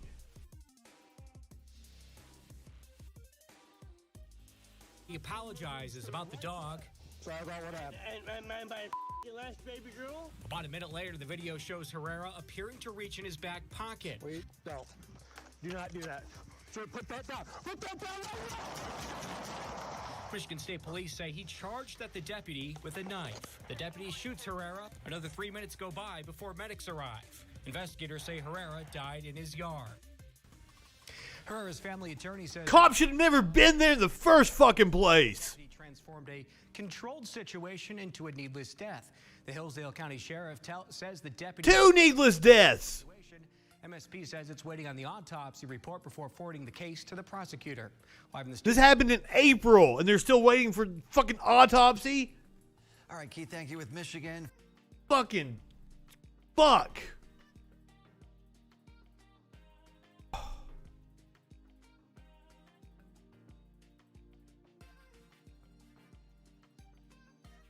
Still protests going on all over the country for multiple deaths, but let's keep adding to it here. This one coming to us from Springfield, Ohio. Just like if they get the suspect, they gonna hold it accountable. The family of 42-year-old Eric Eugene Cole demanding justice at a news conference. This after Springfield Police Chief Lee Graff said Officer Amanda Rosales was responding to reports of a man shot, but there was confusion over where he was. The lead officer was trying to catch the addresses on the house. Eric was lying in the street, as you can see from the videos, and the officer did not see him. Chief Graff says that's when Cole was run over on South Center Boulevard. This was an accident. It doesn't mean it's okay. You keep saying it's an accident, but as far as this officer goes, do you expect any kind of disciplinary action? It's way too early to ask that. Family says there's still no way the officer didn't see him. I watched her. I watched the whole video. She stopped. She slowed down. Then she went and she ran him over. Like, excuse my language, there's no way in hell that she did not freaking see him. Family says police... Ma'am, you were entitled to much stronger language than that. Was I told that an officer ran over my son. Cole's mom says she wasn't made aware until Tuesday. It also wasn't in Springfield's incident report. Chief Graff... Of course they didn't tell her. Of course they didn't put it in the report. Of course. Every fucking time. Cops lie. Cops lie even when they have no reason to lie. So of course, when their asses are on the line, they're going to CYA. They're going to fucking lie on their police reports. Graff says that's because Ohio State Highway Patrol is taking over the crash investigation. Springfield PD is handling the shooting, but Chief Graff says an internal investigation is ongoing, looking at department policy. We're investigating this. If corrective actions need to be taken, they will be taken. Do you have any idea of what kind of corrective actions would, if another officer was in that cruiser, could this have been prevented? Defund the fucking cops. We're going to deal with this incident, this officer, and what happened. The chief also says this dash camera footage doesn't show the best point of view from the officer. But that camera focuses where it's pointed. Absolute scum. It's not an indicator of what the officer is seeing. It's not an indicator of where they're looking. The chief says he hopes to get body cameras by the end of summer. But to a mom who just lost her son, these answers weren't enough. By the end of summer? I want that officer to be held responsible. And I've said it over and over and over again. When the body camera footage supports the cops' narrative, they will release it immediately. There is no by the end of summer bullshit. I've seen it over and over again. Cops should have to take out fucking insurance. Just like gun owners should have to have insurance on their guns. Gotta bust the police union. And as we were talking about with the military earlier, apparently we just gotta fucking burn it all down, start completely from scratch if we are going to have some sort of policing force. Fuck!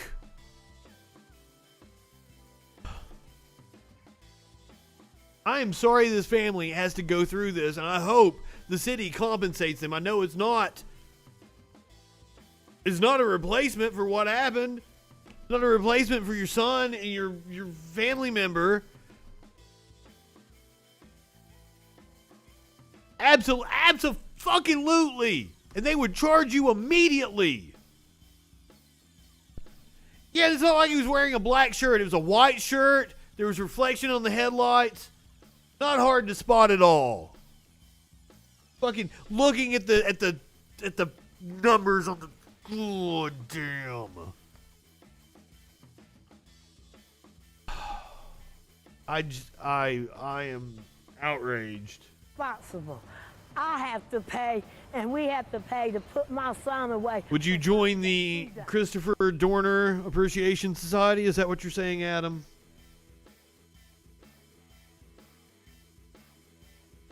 Fucking goddamn. Look at that dude. Cool looking dude. I hate that you're not here with us anymore. Now we've got a couple of good news stories involving cops, though, and one guys, you're gonna get so much Schadenfreude.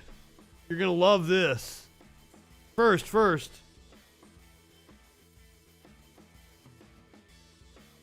Prosecutors say a new trial is not merited for ex-cop in the George Floyd death.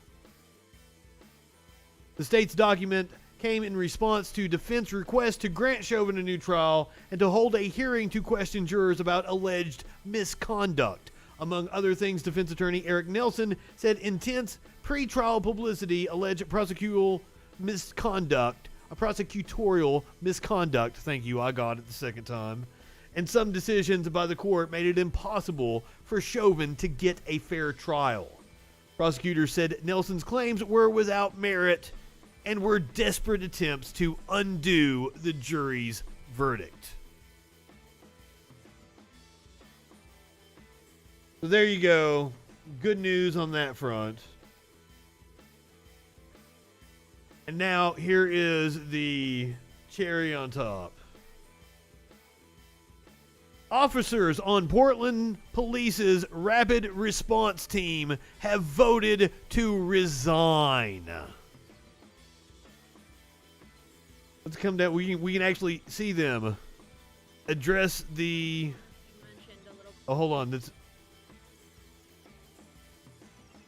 And I want to start by thanking all of. This is the press conference from the police department. Watch a little snippet. Patients, I know that information about this started coming out last night, and this is the first time I've had to sit still, obviously, since about 6 o'clock this morning, and so I do appreciate everyone's patience. What I can tell you so far is that last night, all of them, the police officer, detective, and sergeant. I will smoke to this.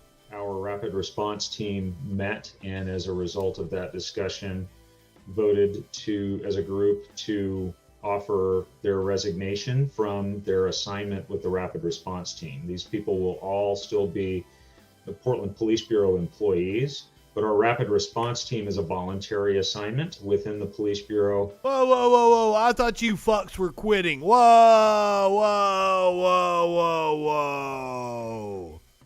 Oh, you're still going to keep collecting your paycheck. You're going to get all the benefits of being a cop. But you're not going to do the rapid response team. The rapid response team is the one they've been sicking on protesters for the last year.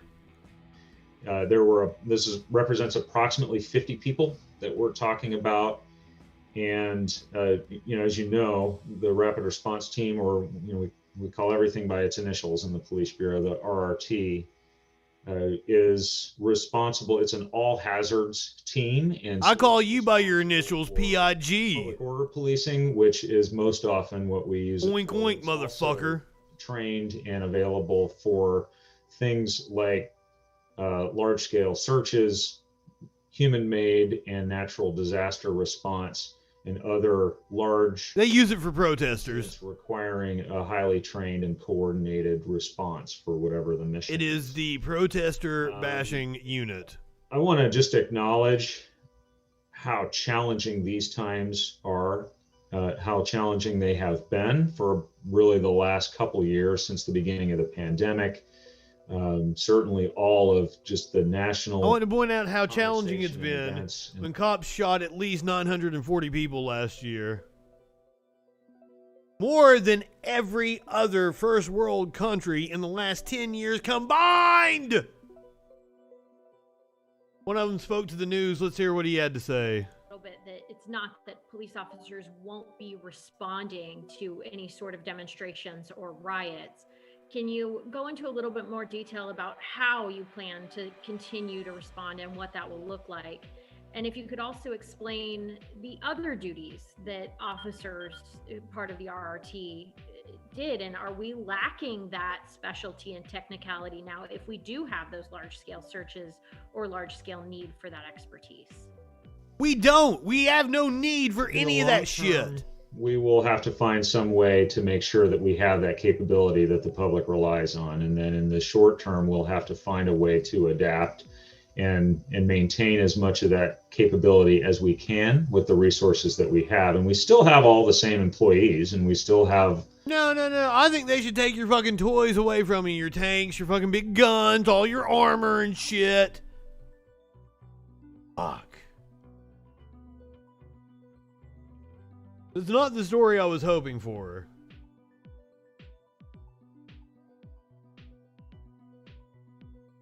City Commissioner Joanne Hardesty said that I remain deeply concerned these RRT resignations are yet another example of a rogue paramilitary organization that is unaccountable to the elected officials and residents of Portland.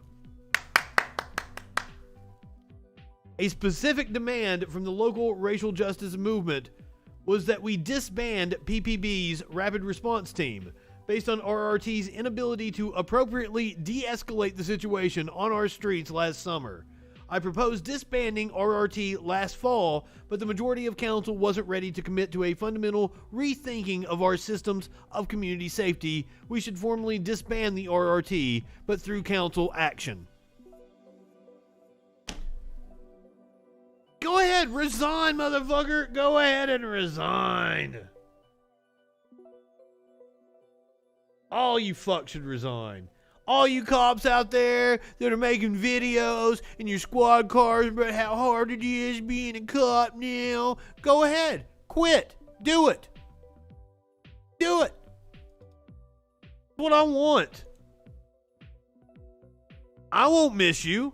People are always like, who are you going to call? Fucking, I'm not going to call the cops now. Cops make the situation worse.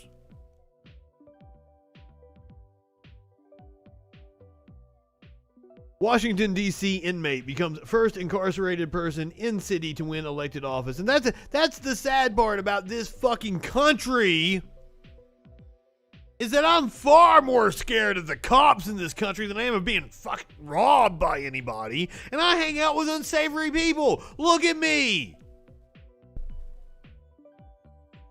I have weird sex flings with strangers I've never met before. Do drugs you've never heard of. I feel more danger from the cops, not because of any criminal fucking activity. I feel like if somebody's gonna shoot me in the street, it's gonna be a fucking cop, not a criminal. Alright, so this is an uplifting story, at least. I'm probably gonna be pissed off that the dude was even in fucking prison to begin with. Whoa, we ain't got no sound. Here we go. The road between them separating them in more ways than one. Washington, D.C. is made up of 8 wards, each ward further divided into advisory neighborhood commissions and single-member districts. Today, one of those communities will elect... Person I slept with the other night was pretty savory. 5 candidates, all locked up at the D.C. jail. We can literally change the world from the inside out. We just need an opportunity to be able to sit down and express ourselves. I believe the district is suffering from a lack of love. I just want to bring, you know what I'm saying, my wisdom, my heart, to do what I can. We had a group of candidates. One of them actually won. That's awesome. That I affect someone in a positive way. To learn more about the Advisory Neighborhood Commission and the role of a commissioner, we spoke with the D.C. Board of Elections. The Advisory Neighborhood Commissions are really a very granular community level activity, and it's an opportunity for every city. Or is this something they specifically select inmates to be on a board? That's cool. The affairs that are taking place in their city, and so they're able to amplify any concerns that they may have beyond quite literally the walls of the jail. In 2019, the D.C. Council passed the Restore the Vote Act, paving the way for today's election and tomorrow's winner. D.C. residents fantastic in the prison system who are convicted of either a felony or misdemeanor have the ability to cast a ballot. So it really brought to bear the opportunity that was open for this seat for a resident of D.C. jail to serve in the ANC. The Community's Commissioner's Office has remained vacant since its creation in 2011. It represents the D.C. jail, the Harriet Tubman Women's Shelter, and a nearby metro stop and apartment community. Fuck! Don't get me started on the phone calls. That is a scam. There are so many scams associated with our carceral system. The phone systems in there, and they're like these different regional contracts. And there are even some jails you'll be in. You can't even call outside of like a certain region if it's not on like a system they have a fucking agreement with. You can't call like fucking a Verizon phone or some shit. It's the dumbest goddamn shit. And then now they sell fucking time on tablets and FaceTime with your fucking family to like. I hate it here. I hate it here. Capitalism.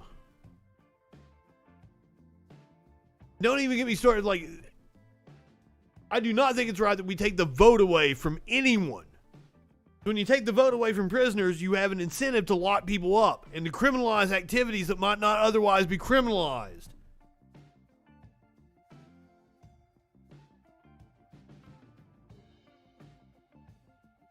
But good on this program. This is awesome.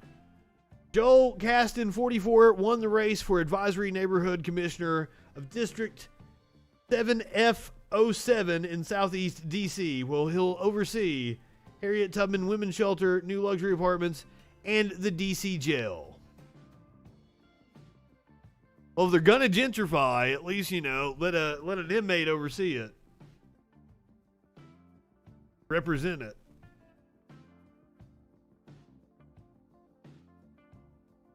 Caston, who ran against 4 other inmates, received 48 of the 142 votes. Hell yeah.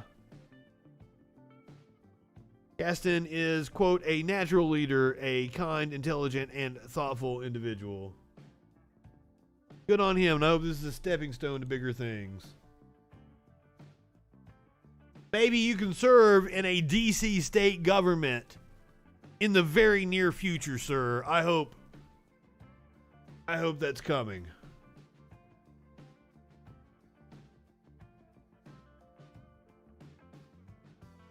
Oh, I'm sure. And like the corruption inside these local governments. Like in a lot of ways, having local control, decentralized control is good for certain things. But there needs to be like oversight from the federal government that says like there is a minimum standard that you have to run your jails, your prisons, shit like that. And you need to provide the bare minimum. Be able to contact your fucking family.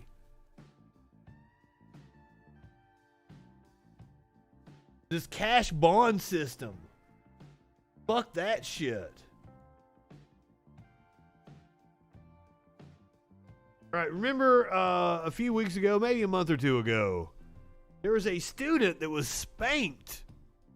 I think it happened in Florida because everything happens in Florida. Yes, a Florida principal who paddled a 6-year-old will be punished after all, after getting prematurely reinstated, and the child's family couldn't be happier despite the fact that she's still reeling from the beating.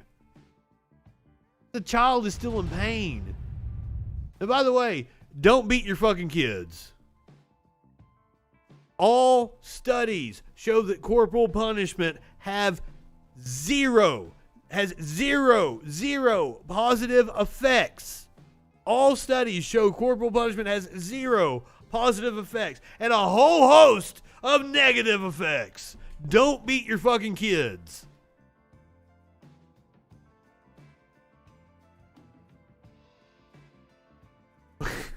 I was in a class one time, some sort of like life skills class in a college that I had to take for some reason. And we were discussing the topic of corporal punishment, and a dude who had told me he'd been to prison twice and offered to smoke meth with me after class piped up and said, I got spanked when I was a kid and I turned out all right.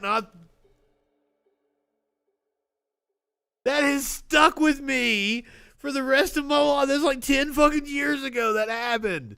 I think about it almost daily.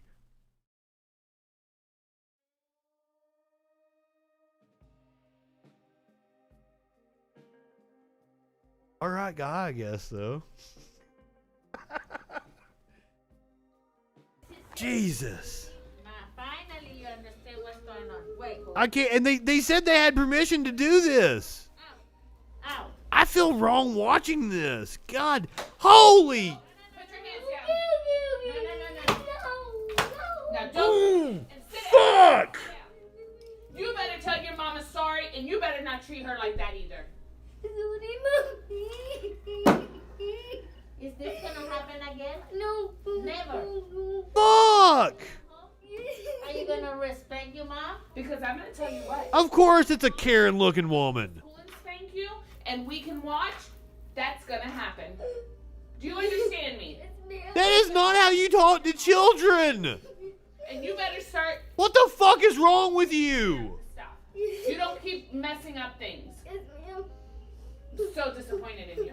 Next time you Messing up things? Oh, it was just a kid, being curious, playing around with shit? Oh my God! And so much of shit that we do in our society is like we demonize kids for being curious and playing with shit. There are so many little engineers that are stunted because like, oh, you want to shame them for breaking something.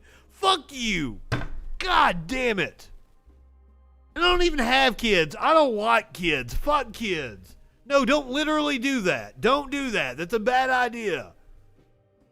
But shit, at least I care about them more than like this woman does apparently, and she works in a school. What the fuck? Oh. to the office again? Because you come very often. You want to keep coming to the office? We don't like our students to behave that way. You know we don't teach you that way. Do we? I bet it's a minority student, isn't it, too? Take that mask off and breathe and calm down. Yeah, get right in her face. Or his face. Next time you act. You understand? I hope so. Holy shit, no, you just terrorize them. They don't fucking understand anything. They don't understand why you're being a Ooh. She'll be okay, Mom. Okay. She'll be okay. Okay. Thank you.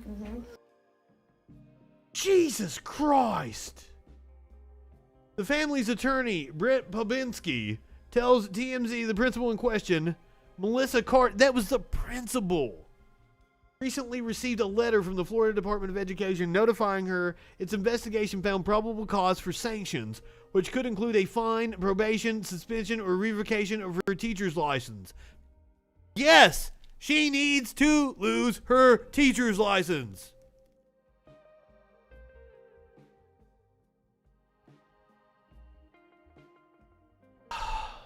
I was still in school, like at the, 93, 94 or something, is when they first outlawed it.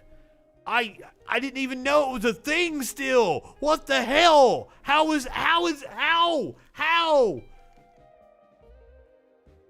What the fuck? Well, a decision on what exactly her punishment will be is still to be handed down. Probinski says the family is happy Carter will face some repercussions, and they hope it helps spread awareness to avoid a repeat situation with another kid. She was oddly reinstated to her position as principal this week by the local school district, seemingly jumping the gun ahead of the Florida Department of Education findings. As for the child who got paddled, she's still dealing with the fallout both physically and emotionally. Probinski tells us she's been experiencing severe pain in her back and hips, not to mention numbness in her legs. Fuck!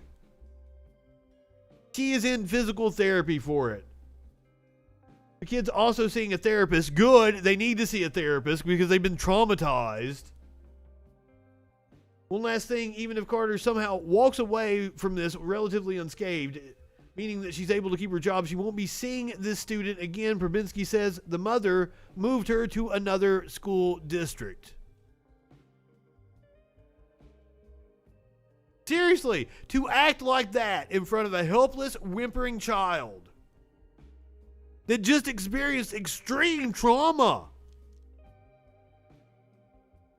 Holy fuck! That woman shouldn't only lose her teacher's license, she should have been arrested. She assaulted a child. I would demand that of anybody fucking else. Holy shit.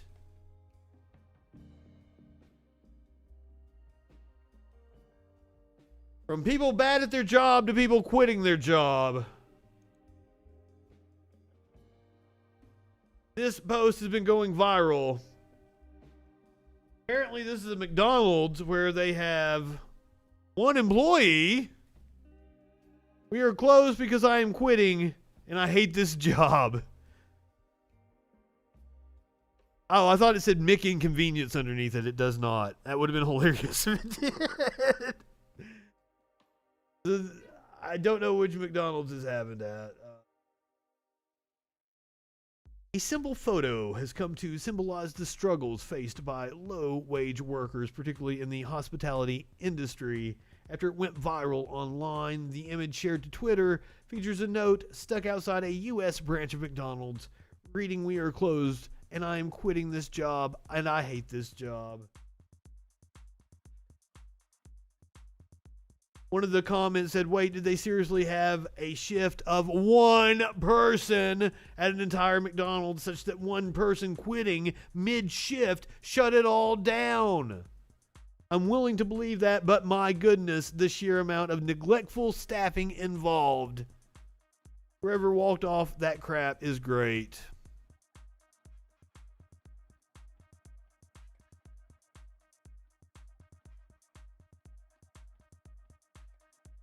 I think we're going to see a total backlash. Now, as the unemployment benefits have been rescinded in a couple of states already, there's another like 5 or 6 getting ready to rescind them this week. By the end of the month, it's like a whole 25 states will have rescinded the federal unemployment benefits. I think we are not going to see people go back to work at McDonald's anyway. I think people moved on to other jobs.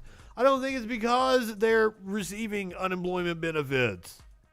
I think it's they've already found other means to support themselves. But hey, let's worry about what a rich asshole has to say about cancel culture, because that's a real issue.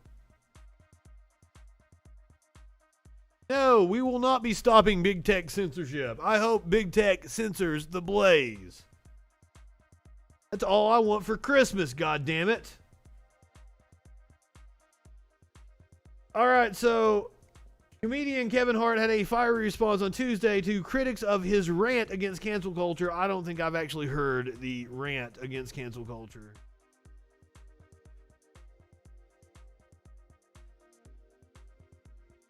Well, they don't have the video, it looks like. What the fuck, Blaze? I don't care. Hart took to his Twitter account in response to some on social media who said that he was angry about cancel culture because he wasn't funny enough. "I got time today," he began. "The he's not funny slander is the best. This is for you. I have 3 stand-up comedy specials that fall in the top 10 highest grossing comedy specials of all time. 2 of my specials are in the top 3 of all time." He's making an ad populum argument. The Bible is the #1 printed book of all time, and it's a gigantic piece of shit. Letters from Chairman Mao is the 2nd most printed book of all time. I can keep pointing out shit, the like, complete bullshit. It is the top selling of all time. Not an indication of anything. It means that you appeal to the lowest common denominator, that you're able to allow enough people to sit through you. What I find hilarious about this is that you are an insecure individual. You are a little man, Kevin Hart. J. Cole said it best: "If you are laughing at a multimillionaire, the joke's on you." No, I'm laughing at a multimillionaire who's so goddamn insecure he had to take to Twitter and be like, no, the joke's really on you. No. What the fuck?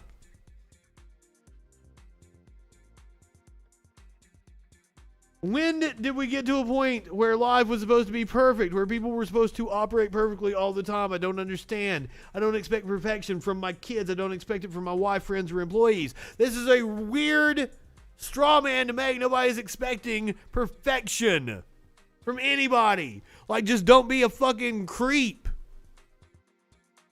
Don't be a bigot. That was Kevin Hart's problem, right? He was a bigot towards gay people, if I remember correctly. I don't remember what the backlash was that he faced over the Oscars. Hosting the Oscars, something fucking like that. It was like he said some bigoted shit because he's a Christian. And then he got offended because of criticism.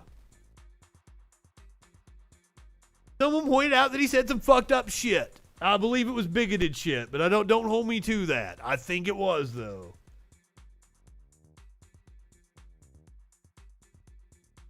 But hey, like, this is how you win the culture war, right? Getting on Twitter and, like, bitching and bragging about how you're a multimillionaire.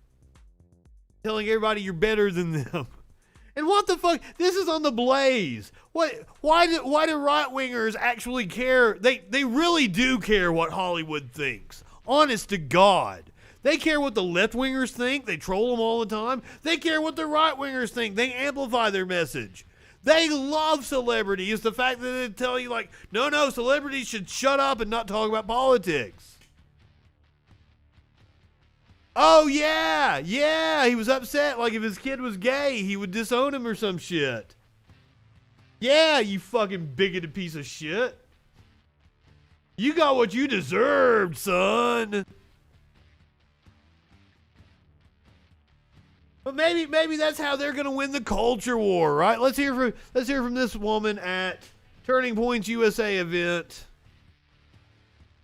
How conservatives can win the culture war against us liberals that control everything. Totally not funny. Not funny at all. I do not like Kevin Hart. But like he's inoffensive. Like if I had a girlfriend that was amused by Kevin Hart, I would sit through a Kevin Hart special. That's how he's one of the like top whatever grossing comedy specials. That's it. That's the reason. It's the reason why country music is played so widely. It's inoffensive. You can play it in a dentist office as people are sitting there. Nobody gets offended because Madonna doesn't come on and talk about sex. That's the exact reason. I just like comedy. I'm open. I've sat through a lot of shitty comedy.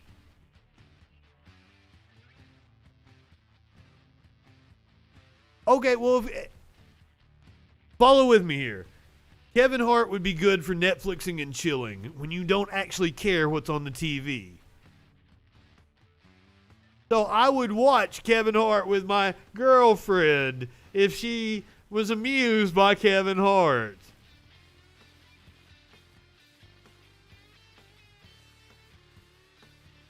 I love all music. I can...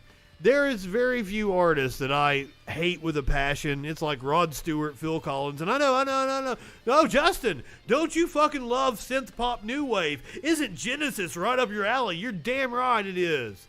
I love Peter Gabriel. Fuck Phil Collins. Is he the highest paid comedian in the world? God help us. But that's acting gigs, right? Like he's in movies with The Rock and shit. Like The Rock likes having the little man next to him. That's why Kevin Hart is a rich man, right? Right? He amuses The Rock. We see all of this propaganda in Hollywood, you know, like they're just simping for the CCP. Like just simping away. It's the summer of simps for Hollywood. The Chinese Communist Party, I assume, is what she's talking about when she says CCP. And yes, that's capitalism. He gets The Rock off. He's the perfect height. Oh my God, The Rock just like turns and Kevin Hart like, bloop.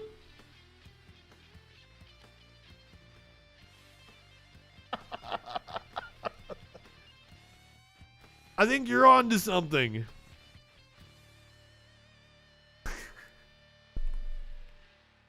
I'm amused by the fact that China, a communist country, is kicking our ass at capitalism. That's hilarious to me because they're making Hollywood bow down to them. That's capitalism. Hollywood wants that money. I don't know what they want. It's the summer of simps for Hollywood, and they're always putting in all of this propaganda. It's wild. They expect movies to cater to them. Well, I pay my ticket. I should be represented, blah, blah, blah. I don't want to see gay people on my movies. But when Hollywood actually does cater to the audience, the fucking large audience, I can't remember what the number is. There's like 3 times more people watching the fucking dreck that Hollywood puts out in China than they are in the U.S. The reason why the NBA bends over backwards for them, they make far more of their money in China than they do in the U.S. And everyone's like, well, I don't understand how we can combat that. And I'm like, okay, here's the thing. You have to understand that we are playing by their rules. Doesn't it feel sometimes like there's a total double standard? Like the rules that are for us as conservatives is completely different for our leftist friends. When I was in radio, I was in pop radio for 7 years before I worked for Turning Point, and I was. Oh, you don't want to talk about time in radio, honey. Girl on my morning show who was Let's compare our times in radio. Feminist, like Women's March type of girl, and total opposite of me. But that's what I thought made our show great, was that we had all these different types of ideologies represented on my morning show. And on her morning show, you know, I was being told behind the scenes whenever I would share my views that our station doesn't get political. We're not supposed to talk religion. We're not supposed to talk politics. And then this other girl on my show, my producer, would always get political and always talk about, you know, toxic masculinity and all of these different things. And no one said anything to her. She would bash Trump. It's weird that toxic masculinity. She should bash Trump. I did.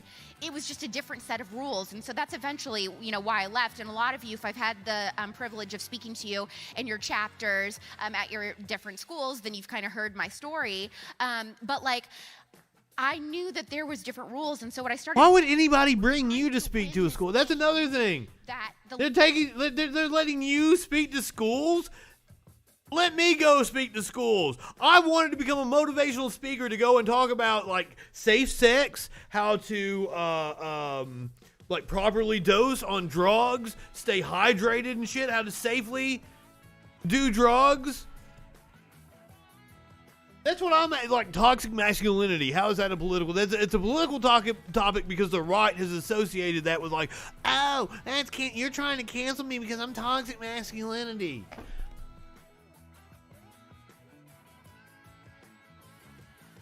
It's more phony outrage. That's all they've got.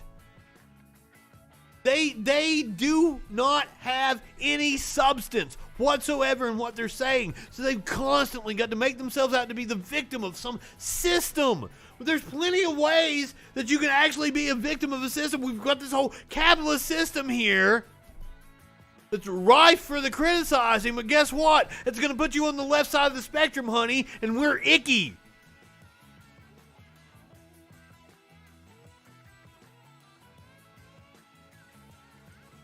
That's probably what happened. She said some racist shit like, hey, like, you shouldn't talk about politics. Left has created with our own rules, like they're in control when it comes to Hollywood, the media, you know, education. Listen, like, the left has created with our own rules. She's saying capitalism has come back to bite her in the ass. She said it. Because the majority of people reside on like the center left side of the spectrum, corporations at least pander to progressives. Major pillars of You guys have all the power, though. Conservatives actually run the goddamn country. Try to use our own rules then and beat them at their own game. What we have to do instead is create our own institutions, and we have to build up our own like. We ain't got no fucking power. Education, like everything that they do, we just have to do but it. That's part of their narrative, though. They have to let their people. No, like, the left runs everything. That's why shit is so shitty. Or they would correctly say, like, oh, the oligarchs that run the country suck. Like, seriously, I had a dude one time. I asked him. I showed him the graph of, like, wages and worker productivity separating in, like, 1980. And I said, what do you think caused that? And he said, the government. And I said, that's a weird thing to say when from that point on, that was Reaganomics. That was the parsing back of government. That was the busting of unions. All we've seen is this anti-government sentiment from the Republicans overwhelmingly, and even from a section of the Democrats.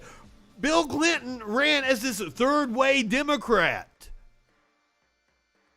that had these Republican leanings fiscally. So it's been your guys' policy for 40 fucking years. You're the ones that fucked up the country. But this propaganda has to incorrectly say the left controls everything, because the left controls it through the media and the schools. And they're indoctrinating everybody, which ironically fits perfectly with the whole, Jewish thing. And that's how we're going to win this culture war. It's a win-win for them. Oh, we were at the end there. I got nothing from that. How are the conservatives going to win the culture war? To get up on stage and whine some more? Is that it? To share out Kevin Hart whining about how he's a multimillionaire and you don't laugh at him enough? I wish they could feel embarrassment. Please, feel embarrassment. It would save the rest of us a lot of trouble. Now, I will tell you, somebody who is feeling embarrassment today is the dude. I don't even know what it's called. This was some kind of dog competition. He's running one of these doggy fucking obstacle course thingies. And apparently this dog was very much going to win if it wasn't for his owner. Looking at that camera and still running and staying clean. That was amazing. Get to the outside. Push. Get over there. Get over there. Oh, my goodness. Oh, and then the puppy came check on him. That was too bad. They're going to finish this run out. Oh, he's so cute. A little behind and trying to pick up speed. He just got himself caught. Now, there's no fault here yet until the dog gets to the other side of the jump. Now, here's those. Now, this is another one of those things I'm conflicted about. I'd say there's a lot of abuse that goes on in this kind of shit. But also, like, dogs like being active and learning shit. Like, that dog looks happy as fuck right now, so. I'm a little anti-competitions and shit like this, just like I'm like anti-fucking beauty pageants of little kids. It seems a little icky. That's just me, though. Alright, that's, as you guys know, I always like to end on a pet video. That was our pet video for the evening. Still running and staying clean. That was amazing. Get to the outside. Push. Get over there. Get over there. Oh, my goodness. You're fine. If you're on Twitch, I'm going to send you over to Pingo the Bear. He's talking about Jimmy Dore. This is going to be fun. I'm going to hop in with you guys to talk about it. They're going to finish this. Go ahead, light one up, tip one back. It's all right to have a little fun before you hit the sack. That poor puppy. He looks so cute, too. Oh, my God. Here's those wheat poles. Go ahead, light one up, tip one back. It's all right to have a little fun before you hit the sack. I'm Justin Freakin. We'll see you tomorrow night on the Troll Patrol. Live.